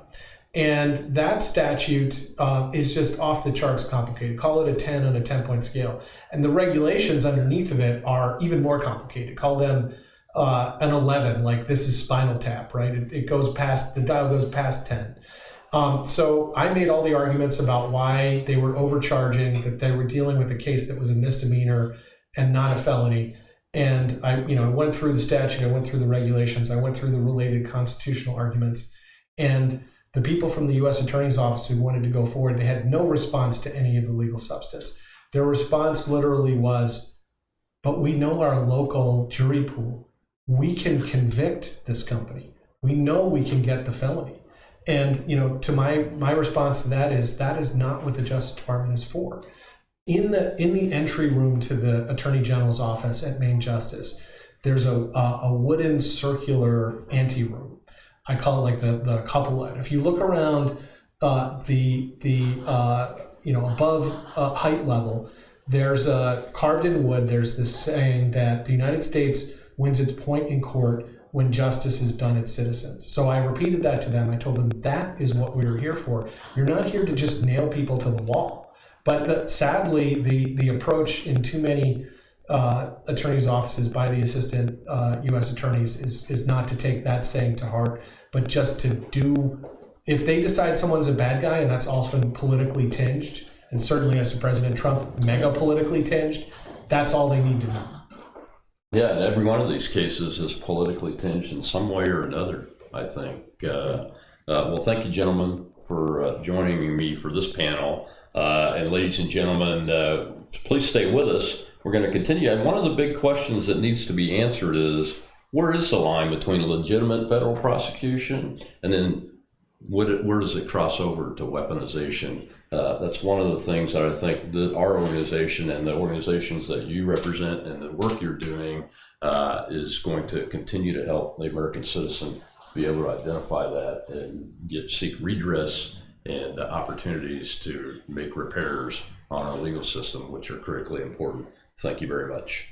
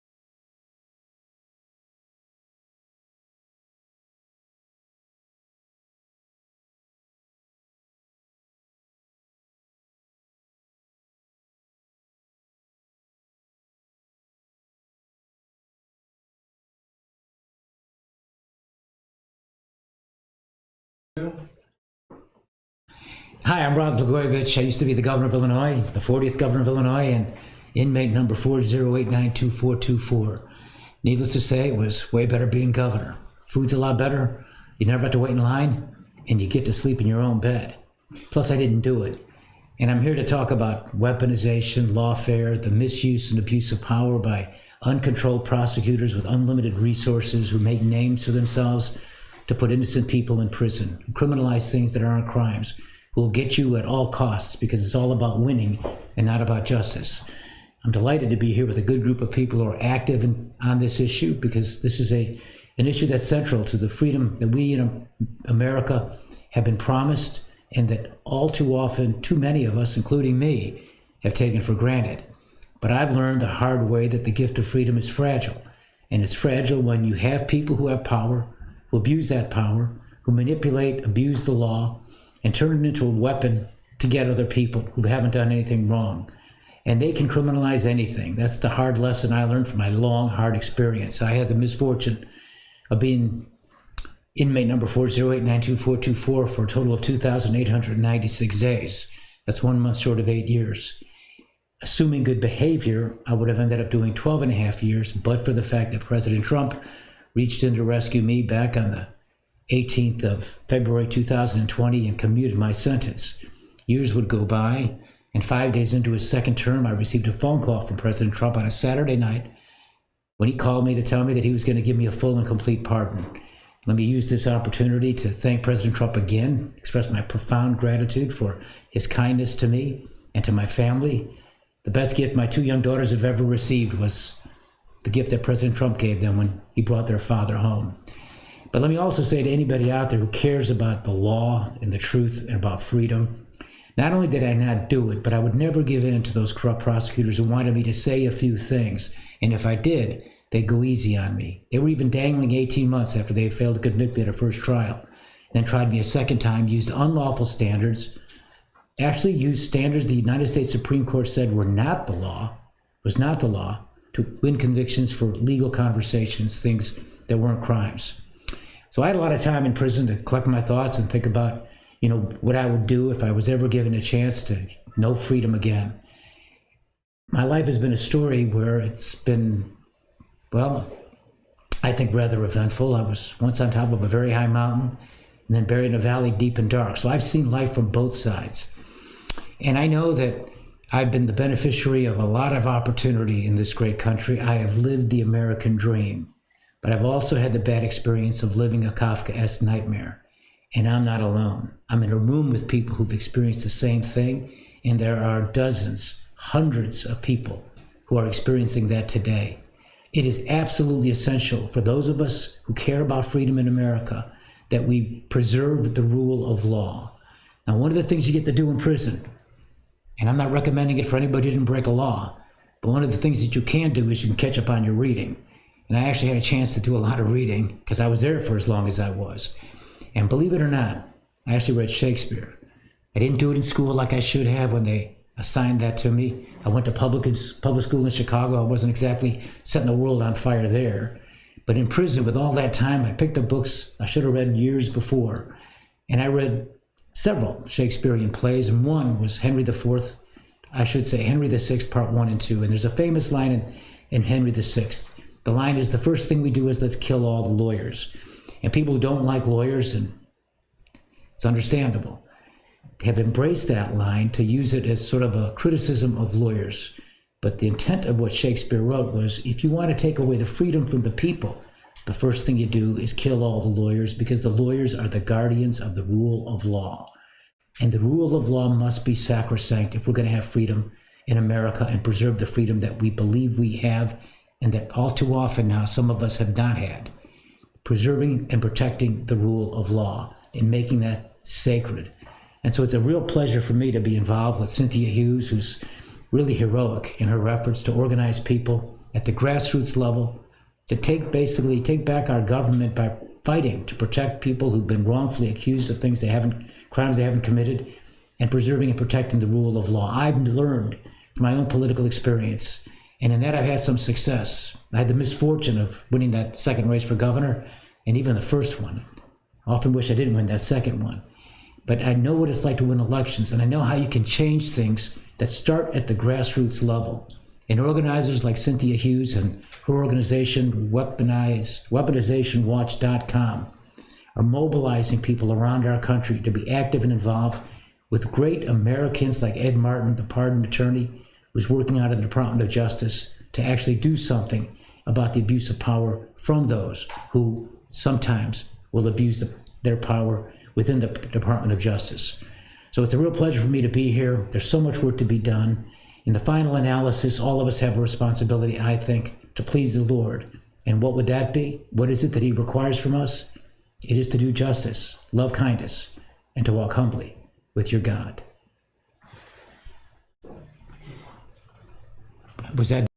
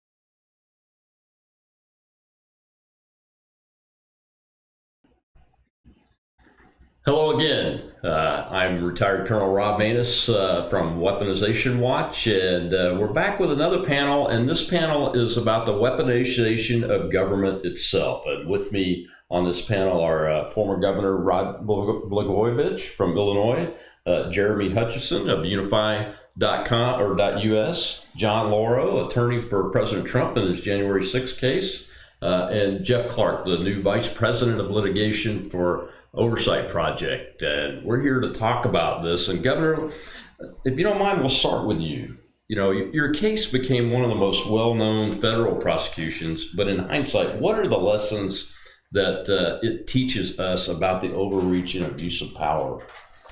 It's a good question, Colonel. I think maybe the best lesson I probably learned from that whole experience was don't just assume that those people, the FBI agents and the prosecutors, the federal prosecutors, are the good guys. I made the mistake to think that they were. I made the mistake to think that they were interested in justice. I thought that you can honestly work with them in good faith. And in the case of being a governor with something like 53,000 employees, if somebody did something wrong, you want to make sure you get it right, that you can work with them and actually correct the mistakes or even root out those that are doing things wrong. Never in my wildest dreams did I think that it was all about trying to get the guy at the top so they could make names for themselves and become big fancy lawyers with $1 million salaries as partners. So I think the mistake I made was thinking that you can work with them in a good faith way and that they would act in good faith. And it's unfortunate, and I don't want to malign FBI agents or prosecutors, because I'm a former prosecutor myself at the state level. I still believe that most of them are good people who are committed to do right and to do justice. But all too often now we've found, I think in recent history, that many of them are using their positions of power as platforms to go on to career advancement. And I think one case in point that I'd like to point out is a really sort of a highlight case is the Arthur Anderson case. And you've got this lawyer named Weinstein, I think his name is, on CNN. And did I get his name right? Weissman. Andrew Weissman, who prosecuted the Arthur Anderson case on obstruction of justice and other issues. And the United States Supreme Court ruled 9-0 that the standard that was used to convict the people at Arthur Anderson was unlawful, that they didn't break a law. And as a result, that company went out of business and thousands of people lost their jobs, and Andrew Weissman gets a promotion and gets on television and becomes a legal analyst for a network like CNN. And that shouldn't be. And I think there has to be some sort of accountability for some of these people who abuse their power. And so I would simply say that through my long and hard and unhappy experience, I think the best thing we can do as citizens is to recognize a fundamental principle of human nature, and that is power corrupts and absolute power corrupts absolutely. Our founding fathers understood this, created a system of dividing power. What they didn't foresee was a cancer within the executive branch of these uncontrolled prosecutors using that power to gain advancement and using it to terrorize others who are the ones who make the rules but don't dare to try to do anything to reform it, lest those same people focus their guns and their attention on them. So there's a lot of work to be done, and I'm so glad to be here with you, Colonel, and with this panel and with Cynthia and all the rest, because as citizens, history teaches me, we can make a big difference and change things. Yeah, thank you, sir. You had mentioned previously that you had read Shakespeare, and there's a line in one of I wasn't the plays that he mentioned about lawyers. Yes, sir. Kill all the lawyers first, but what he really meant was the attorneys are the guardians of the law, of the rule of law. And one of the things that I'm most concerned about and why I'm at this table today and part of this organization, I'm very proud to be, thanks to Cynthia Hughes, is because I'm very concerned that the crown jewel of the United States itself, our legal system, is in jeopardy because we haven't figured out how to hold people accountable appropriately, like Mr. Weissman and others who have done things like that, and the folks that did that to you. We're also joined by Jeremy Hutchison of Unify.us. And Jeremy, you're another person that has had the government weaponized against them. Talk to us about your story. Well, I was a state senator in Arkansas, part-time gig, and so I was a lawyer as well, chairman of the Judiciary Committee, and I won't go into the granular detail, but my uncle was a governor at the time, and they targeted me, and it was the Supreme Court came back a year later after I'd served a year in prison and upended Section 666 bribery, and I think if I had gotten a 2255 hearing, I would have been exonerated, but mercifully, I didn't have to wait for that because President Trump was gracious enough to offer me a pardon. But what I learned, to follow up on what the governor said, and I agree with all that, but I've started thinking about our system and the weaponization in terms of Iran, which is what we're experiencing right now. And, we can criticize President Obama or President Biden for allowing Iran to weaponize itself. But we've learned that if human beings, whether they be religious zealots like are in Iran or whether they be prosecutors, if they have the weapons, human nature is that they will use it. So what I think we ought to do is de-weaponize what the Justice Department has. The weapons that they have they have a trial penalty. They have untold amounts of money. They have 350,000 federal criminal violations that they can pick and choose from, and then an infinite number of ways to interpret those statutes to really get anybody they want to get. There's a lot of other mens rea. That was a quaint notion we learned about in law school, but is not practiced, and we need to restore mens rea to every single statute. So there's these weapons that we as citizens have allowed our Congress to delegate to the Justice Department. And anytime, whether it be Iranians or whether it be the United States Department of Justice, if human nature is, if they have weapons, they will be used. And so I'm hopeful that we can, through this organization and Unify and others, we can de-weaponize the Department of Justice by bringing meaningful reforms, and those scales are rebalanced in the form of benefiting the American citizens. Well, thank you, and thank you for coming, and thank you for helping with this organization, and thank you for establishing Unify. John, look, I want to believe, and I think every American wants to believe, as the governor alluded to with lawyers, that the lawyers are the guardians of the rule of law, and in the United States, that is the pillar and the foundation that holds us up as a free nation. And we want to believe that.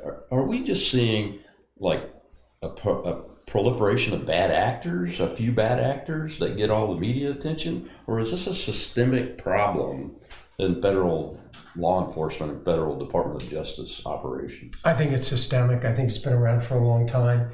To quote Dante, I think in front of every federal courthouse there should be a saying, "Abandon all hope, all ye who enter here," because that's what happens. The federal system is geared not to justice, but getting a conviction. That's the reality of it. And in terms of the responsibility of lawyers, prosecutors have a particular responsibility to do justice, not just seek convictions here, but to do justice. You know, Jack Smith, who went after President Trump, also tried the Robert McDonnell case, governor of Virginia. Right. He got a conviction. It went to the Supreme Court. He lost 8-0. Right. It would have been 9-0, but Justice Scalia passed away. And the process is the punishment in these cases. The prosecutors who bring these cases not only try to get a scalp, let's face it, but the process itself harms people. I think we have to look at three things. Number one, there should be a permanent Office of Weaponization in the Department of Justice, fully staffed with aggressive leadership that looks at these issues every single day that the department prosecutes cases around the country. Second, we have to institutionalize these corrective measures that you've talked about. You saw the abuses firsthand, the lack of discovery, the lack of turning over exonerative material, the complete separation of resources. What you have as a defendant compared to what the government can bring is just incredibly unfair. And then finally, we have to recognize that heaven forbid there's another administration on the Democratic side weaponization is going to be on steroids, in my judgment. It's going to get so much worse, and we better get ready for it. I don't mean to criticize Democrats, but the reality is that's what's going to happen. I think you're absolutely right, and they say it every day. You hear They're already political planning. leaders that are in Absolutely. elected office, like Hakeem Jeffries, say that exact thing. So you're exactly right. Well, I've been on a panel now surrounded by attorneys, and military officers and attorneys have one thing in common: we talk in threes. I've noticed that. And my friend Jeff Clark is with us today. Jeff, you have a challenge because Shakespeare and Dante have both been invoked here. So who's the third one that you're going to invoke in your response to my question? What mechanisms exist today that can hold prosecutors and the agencies that are weaponized accountable? And I hate to ask it this way, but are they even working at all?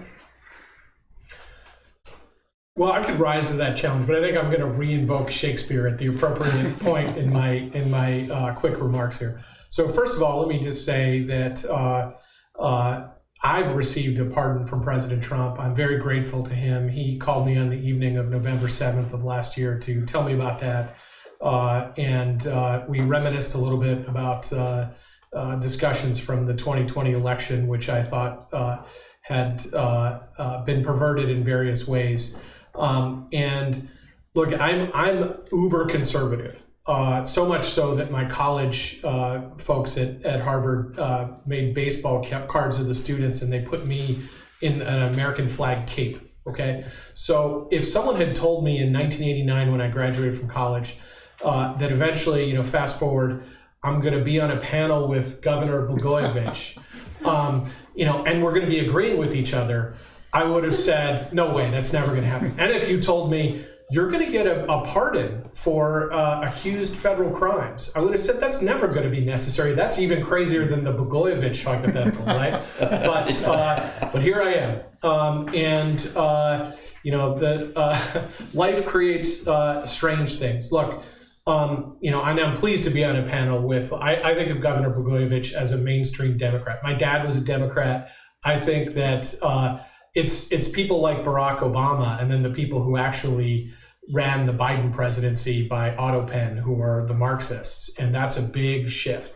And that's one reason why we get this. We get this attitude of killing all the lawyers in order to take the protection from people. And for people who don't know, one reason why lawyers use this term esquire, sometimes you'll see that on their stationery, is because originally in England, the system that our law grows out of, there was trial by combat. And so you would have Knight X, you would designate him, he would go and have a fight on your behalf. Eventually, it got turned into a more civilized system where there was no bloodshed. There was just an exchange of legal papers, of filings of briefs, of filing writs and the like.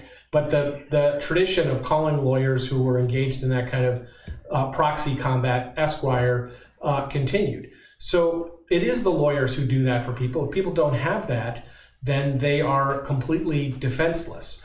And so that's why we now have an organized Marxist effort to strip people of the lawyers who can fight for them. And that term has been called lawfare or barfare. Barfare, I think, is a particularly virulent form of lawfare, which is just to weaponize things like legal ethics rules in order to take out your legal opponents. And that was turned on me. At my bar trial, this should hopefully get a chuckle from the audience. The bar prosecutor stood up and he said that I was the single gravest threat to the Republic since the Confederacy. You can't even imagine what that kind of feeling it engenders in you. So look, these things are out of control, Rob. And we talked about that on the prior panel. Look, one way we have to recover this is people have to become more accountable to something outside themselves. And that to me is God. Our Constitution has an oath clause in it in which you take an oath to uphold the Constitution.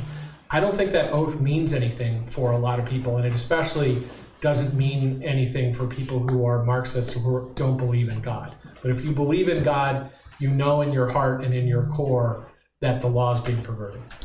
Absolutely. And gentlemen, thank you very much. And And I agree. I totally agree. The governor spoke about his belief in God earlier, and that is the one place you can go that is outside of yourself.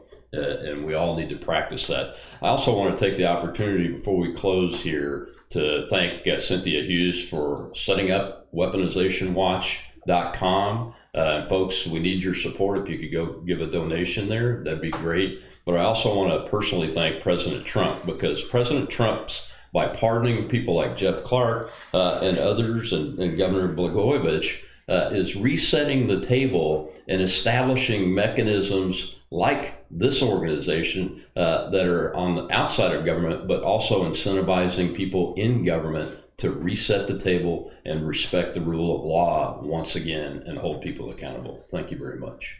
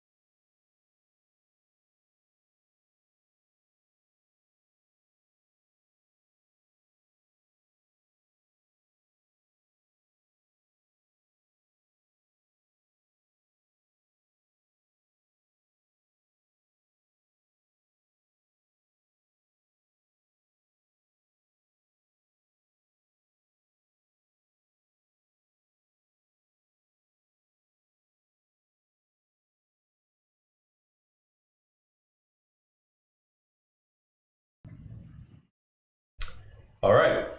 Welcome back to Weaponization Watch. My name is Marcus Ratnathicum. I'm very happy to be here and to moderate this short panel here.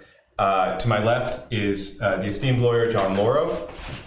John has represented a lot of clients in his career, including a very high-profile client of President Trump in the prior administration with the Jack Smith investigations. To his left is Walt Pavlo.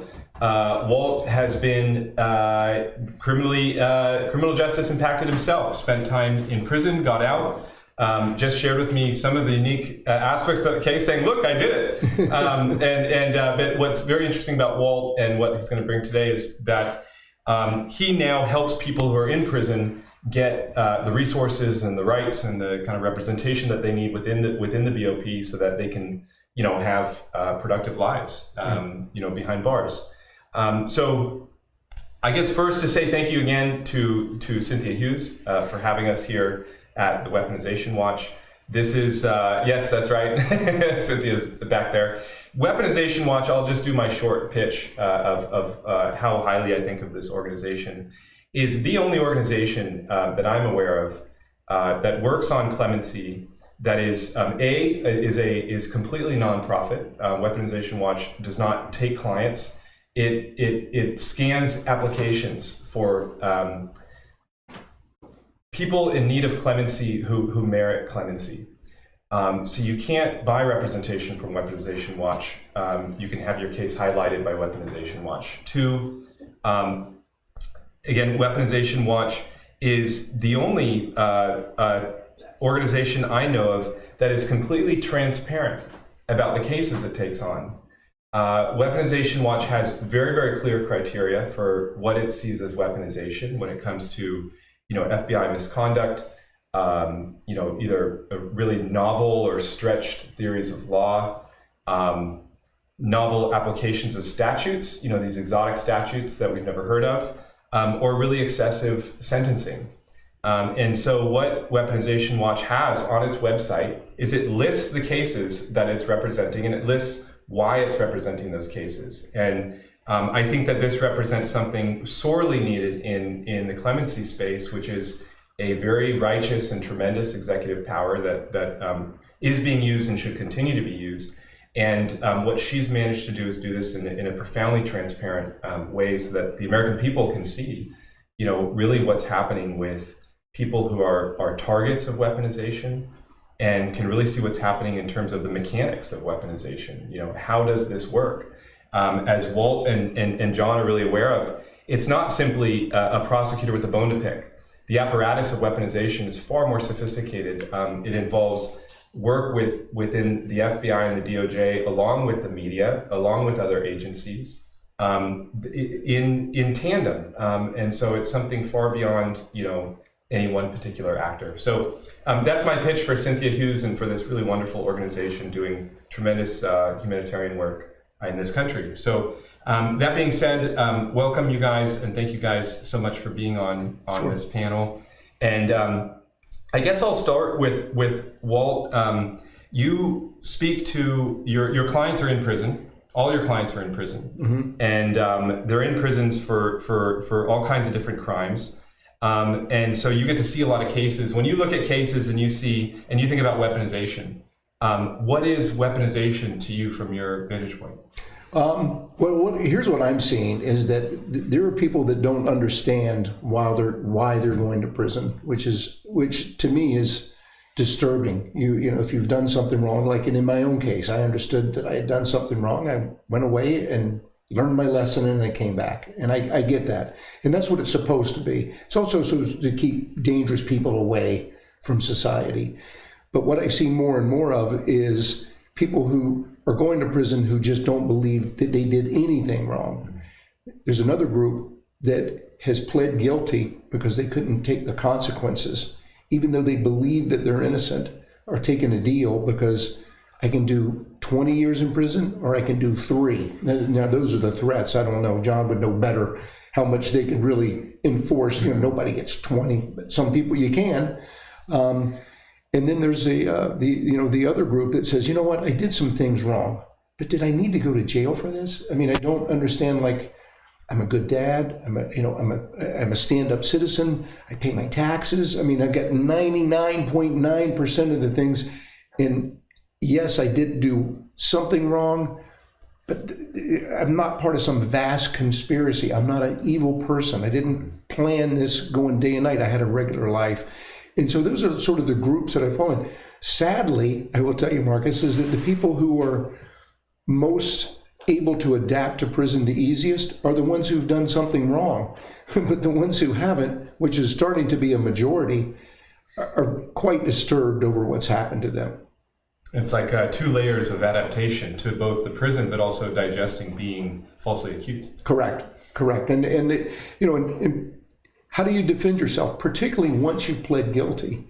People are pleading guilty to crimes they didn't commit. That's known. There's been plenty of great stories. There's a great judge out of New York, Judge Rakoff, who has written extensively on this, who still sends people to prison, mind you, which I've never quite figured out. But there's a lot to that, where I think that we've hit a point now where we're over the edge of prosecution to people and the harm that we're doing. It's like a profession, and I'm sure we'll talk about that too, but it's a profession that harms people for the rest of their lives. It's a crisis of over-criminalization in our country. There's something like 3,000 potential criminal statutes that are on the books. I've been practicing criminal law for nearly 40 years. I don't know all 3,000, but I do know that probably 80% of my clients have no idea that they violated a criminal law, or no idea that they consciously entered into some activity that could violate criminal law, and then suddenly they have to hire me. There's a story that prosecutors in New York, federal prosecutors, would sit around talking about how to prosecute Mother Teresa.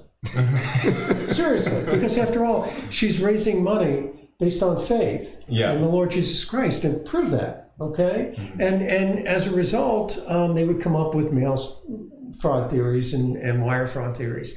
But that shows you where we're at. There was another book written a few years back, A Felony a Day. The reality is that most Americans commit 1 felony per day, and they don't even realize it.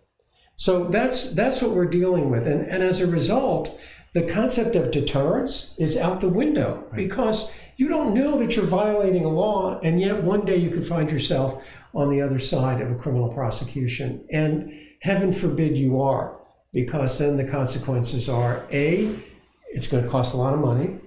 B, if you get convicted in the federal system, you're basically going to jail for a long time. And then 3, as Walt says, there's a penalty for going to trial. A judge will treat you more harshly if you have the temerity to put the government to its proof. Walt said something. He said majority of what's becoming a majority of people who are in prison, I think he said maybe didn't even do anything.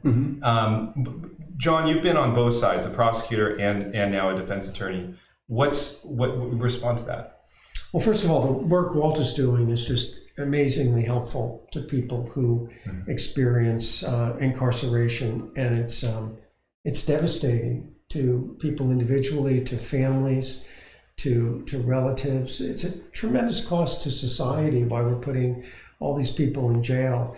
I don't know that there's an easy solution, because politically, it's much easier to say criminalize everything. Put those bastards in jail. That's the first reaction of society, and I think on both sides. And candidly, I think the more conservative people now are coming around to the belief that we are putting too many people in jail.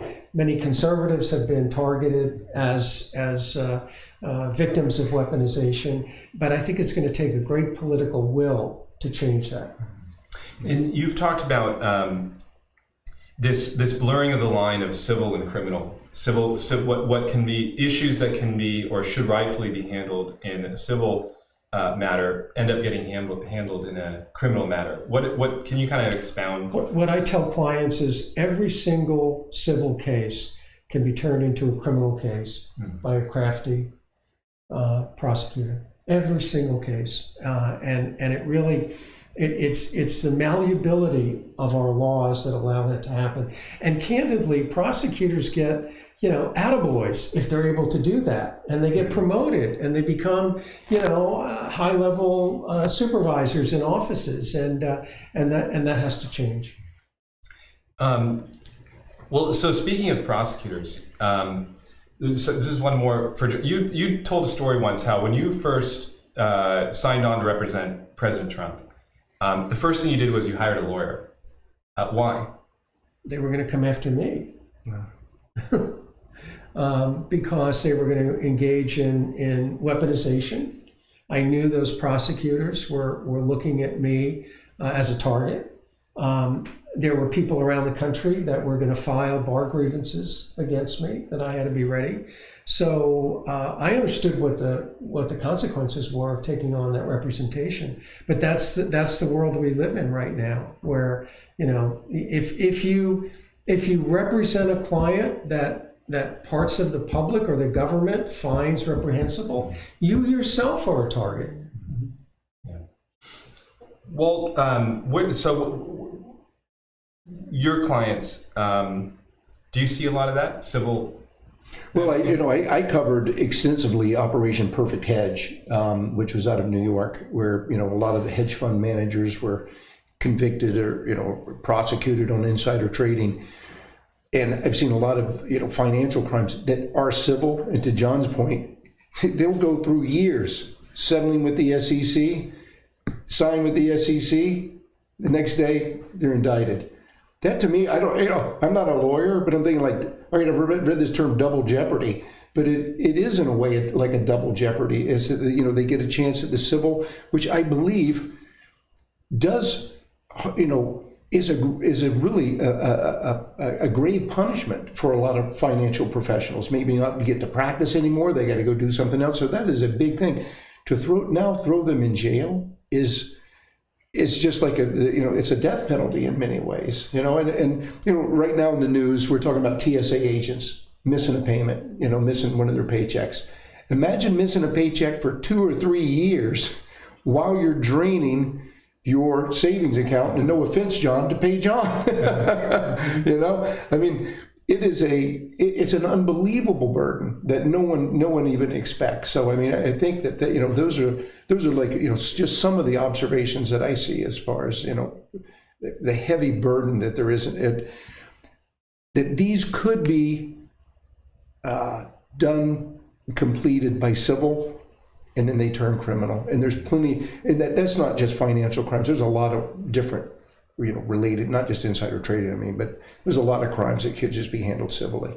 And what Walt is saying is the sort of the dark underbelly of prosecutions, which is many prosecutors look at these cases in terms of credential enhancement and as a pathway to becoming a partner at a big law firm. I mean, you can monetize bringing these types of cases and stretching the law and prosecuting people who don't know that they're violating the law, and put that on your resume, and that leads to a big law firm partnership in many instances. So the reality is that there's an economic incentive to bring these cases, and you have some very bright people who graduate from top law schools. They go into a prosecutor's office, and their pathway to richness is by prosecuting people and having scalps on their belt. And no one really wants to talk about that, but that's the reality. And you've seen it in your experience, and I know you've seen it. Well, to that point, John, I covered also I write for Forbes, and I was doing Varsity Blues, and what was going on with these very wealthy parents sending their kids to these schools. And somebody asked me to comment about what's going on with these prosecutions. I happen to be in Boston, where I spend the summers, and I said, "This isn't a prosecution. This is a job interview." I mean, this guy is going to go out there. He is practicing against the biggest law firms that are out there, the most prestigious law firms. And I'm not saying that he did, but if you give a guy a good deal, chances are you might have a partnership waiting for you. It raises a question It's like, I'm suspicious now, and our justice system should not be like that. It shouldn't all. One other point I wanted to make too, because we are talking about, civil litigation that leads to criminal things. The other thing that we see is media leading to prosecutions. I mean, prosecutors read the news too, and they're just kind of wait. Let me see what this investigative report's going to, and then they can dive into it. So not only do you have civil litigation that goes on with prosecutors in the background, you have media stories that are going out there about people that maybe they've been investigated, but it's certainly not to the extent to throw somebody in jail. But prosecutors look at that, and those are how cases are brought as well.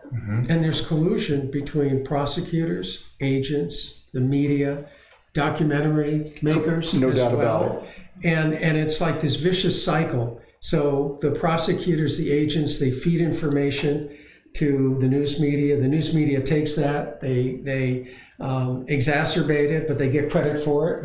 Maybe they make a documentary. They make all this money. It's a familiar story. It sounds very familiar. You've lived it. It's called One Taste. And then the prosecutors bask in the glory of this media frenzy. So it's a vicious cycle of collusion. Again, nobody wants to talk about it, but that's the reality of what happens in the criminal justice system. Yeah, I got thrown into the deep end of this. I never had much interaction with the justice system, and then the One Taste case. I was an employee of One Taste for 15 years, continue to be, and we watched particularly with Netflix finally. A group, the Oversight Project came out with this report called FedFlix, and they documented all of this collusion with Netflix and the federal government.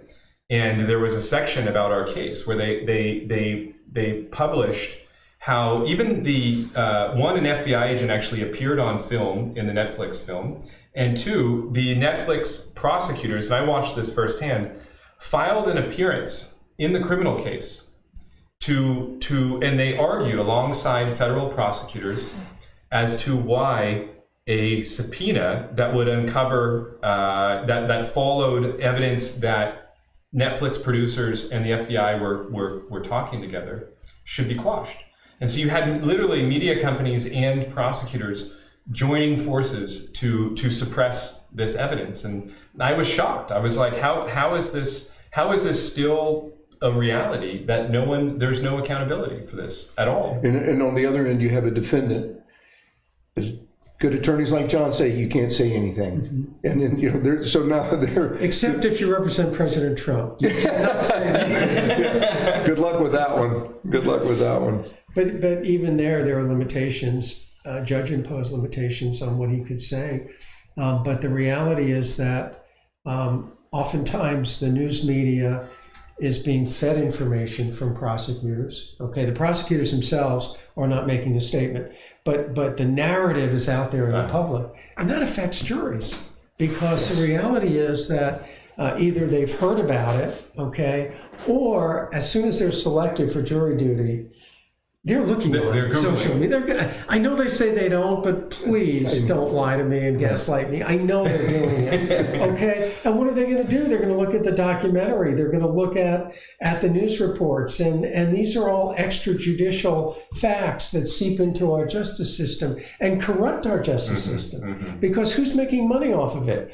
The prosecutor wants a future job. The news media people get all the hits. The documentary people love it because it's their gateway to riches, and it's all being monetized. And who suffers? But the clients who's sitting in jail going, I didn't even know I did anything wrong. That's right. Yep. Very true. On the media, what would actually be a actual check and balance? What would be on the collusion with the DOJ and the media, since all that corruption happens pre-trial? All right, I really, really have strong beliefs about this. Lawyers have to be unchained and unmuzzled. They have to be able to make public statements during the course of a trial or a case. Right now, lawyers are not permitted to do that. If I say something to the media during the course of a case, they'll try to take my bar license away. And that has to change, because I have to be able to respond to the media reports that are being fed by the prosecution and by the collusion between the news media and prosecutors. But even that, I mean, how do you you know, if once a jury's tainted, a jury's tainted, and so you're not going to untaint it, I don't think. No, it's impossible. Right. It's impossible. So what is a real check and balance? Well, ultimately, and judges won't do this, is to have one-on-one personal interviews with jurors during the course of the trial and after as to whether or not they've been tainted by social media. No judge will do that because all the judges say, oh, my jurors are not looking at social media. Please. No, one of the biggest things that I think gets people convicted too are the allegations themselves, which sometimes don't even make it into the courtroom. But in the indictment, they can have all these long things about all the things that they've done. And the press runs with those. As fact. They're like press releases. It's like a fact. Indictments are like press releases. It's in the biggest output of information about a criminal case. Guys like John are muzzled. The DOJ is not. They're putting out these long press releases. Look at all this bad guy, bad woman, all these bad things, and then that makes it into the narrative, and that becomes as a consumer of information, that's a fact. That's the way that they look at it. Oh yeah, I read where he did this and that. He drove a Lamborghini. Nobody drives a Lamborghini unless they're stealing. And you're so right. And what happens is prejudicial information just flies into a federal courthouse. Much of it is wealth evidence. Mm-hmm. So if a client is wealthy, okay, and let's face it, wealthy people are hated in our culture now. Mm-hmm. You go to college and you're being told how awful wealthy people are. Prosecutors know that, and they use that. They use that to prejudice the jury pool. All right. Well, I think that's our time. Thank you guys for joining us. Thank you, Cynthia and Weaponization Watch, for having us. Thank you, Marcus. All right.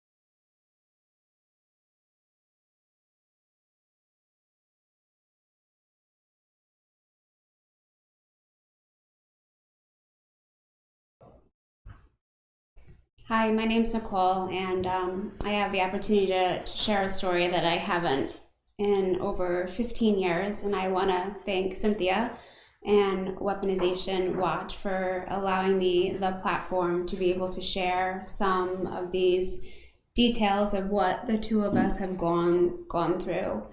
I did speak a little bit before, but 15 years ago, agents surrounded our home with guns and pulled my husband out, and I had a 6-month-old at the time, and in that moment my life completely turned upside down, and I needed to figure out a way to protect my family.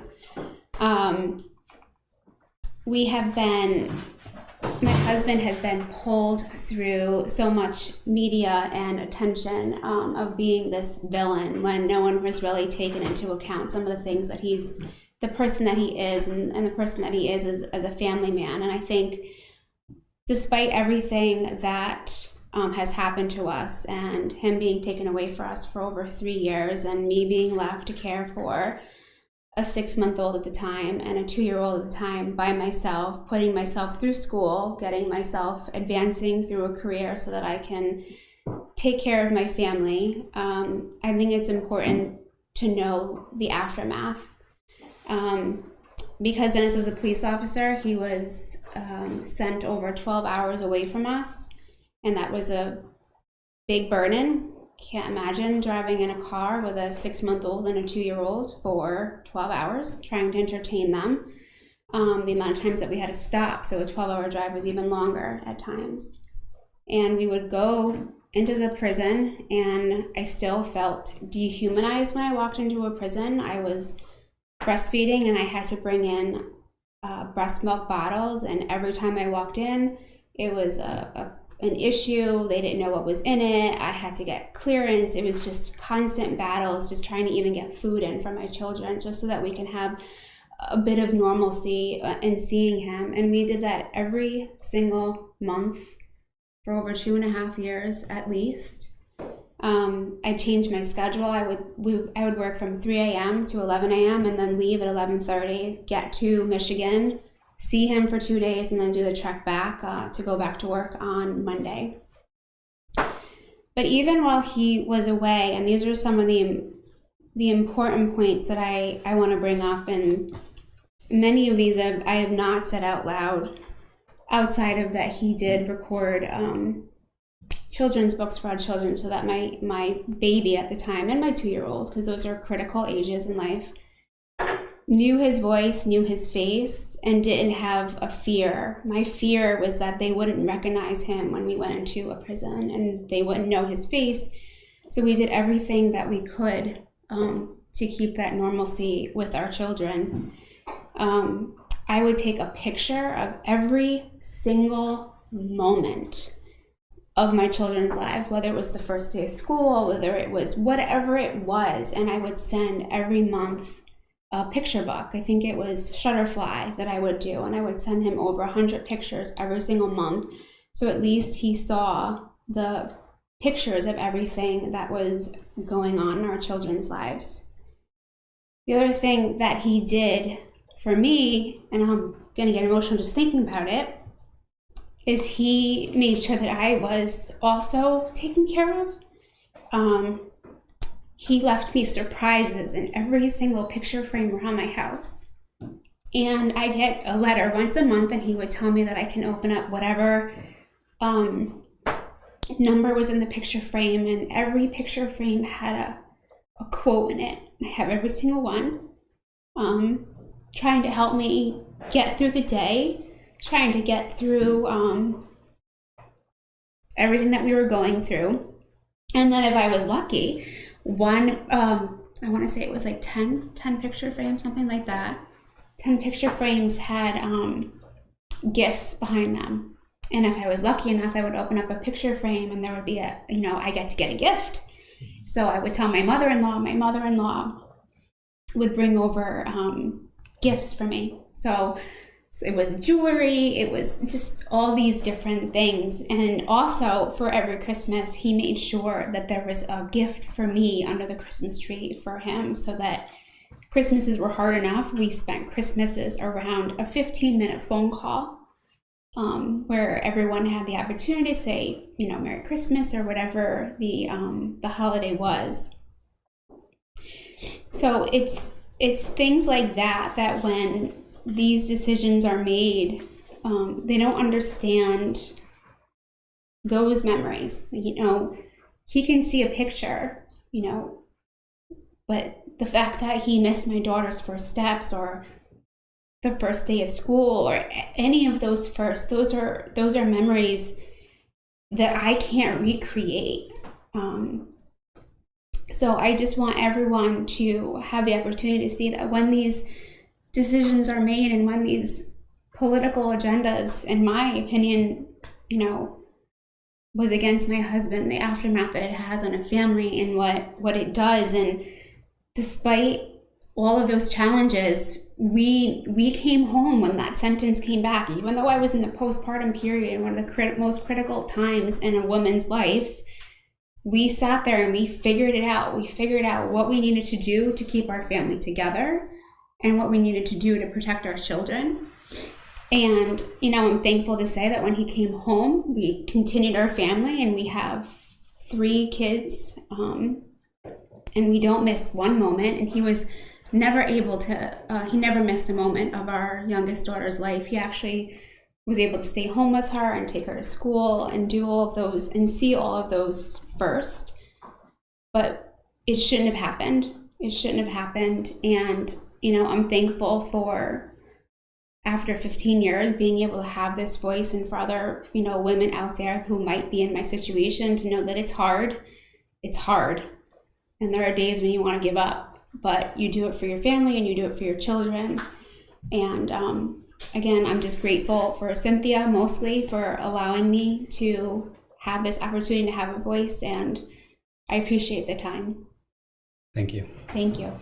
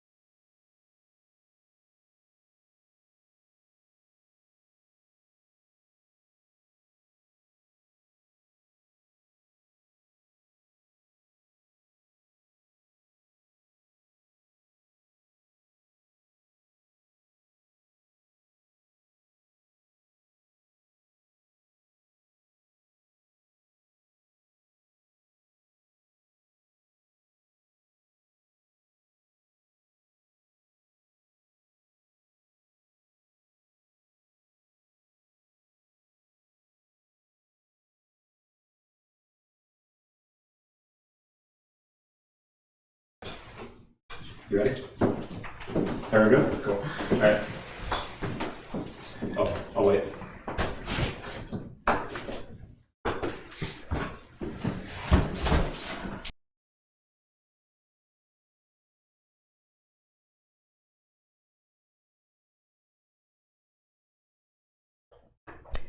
First, I'd like to thank Cynthia Hughes of Weaponization Watch. It's really incredible what she's doing. When the federal government comes after you, it's a nightmare. And when a large corporation teams up with that government and brings two hammers down on you, it's almost impossible. My husband's a wonderful man. He basically is in prison now for doing exactly what he was hired to do. And we fought for so long, for almost 8 years now. We went through trial, we went through an appeal, we went to the Supreme Court, and it just felt like we got the door slammed in our face every time. No one would listen. At this point, I'm going to ask President Trump for a pardon for my husband, because this was a terrible overcriminalization of a civil suit that had previously been settled, and the matter should have been done. But it wasn't over for people who were acting in their own interests. And my husband is really incredible. People all across Silicon Valley still seek him out for his advice because he's a visionary and he's an innovator. And he needs a pardon so he can keep contributing his talents. And he hasn't been able to do that. He's been sidelined, and it's been heartbreaking to watch a wonderful man being sidelined for so many years. And he really needs, his career was his lifeblood, and it's just been heartbreaking to watch. So I am asking President Trump for a pardon so my husband can continue to contribute his talents to the technological industry. Thank you.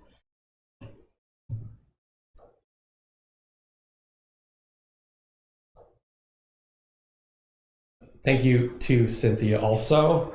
Our trip out here was more of a last minute, and I wanted to bring my kids just so that they, for one, could experience Washington, D.C. on a meeting so many people of influence.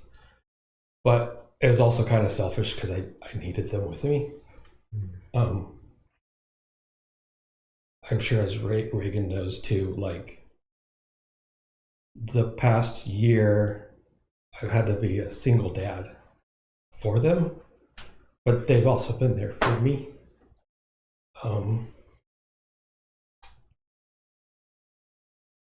Our battle started many years ago,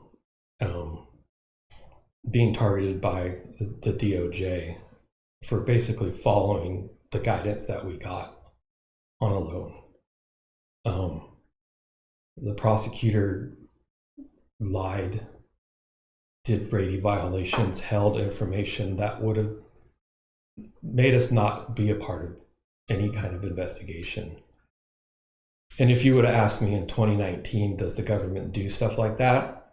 Before I was wrapped up into this world, I would have probably been like a normal person and said, no, like, they have to do everything with integrity, right? But seeing it firsthand, it's not that way. It's the whole system of weaponizing people and targeting them is scary. My wife has been in a facility for the past year, and she's coming home with the help of a lot of influential people. But the battle's not over, because I'm supposed to go in also, and that's just going to tear these two away from me. So the court system's failed. The DOJ system in Hawaii has failed. It needs to go basically to President Trump and help us to bring justice to families like us that have just been destroyed by weaponization. So I I pray for you, President Trump, to see our story, to listen to some of the people that are talking about our story within your cabinet, and please just help end this nightmare for us. Thank you.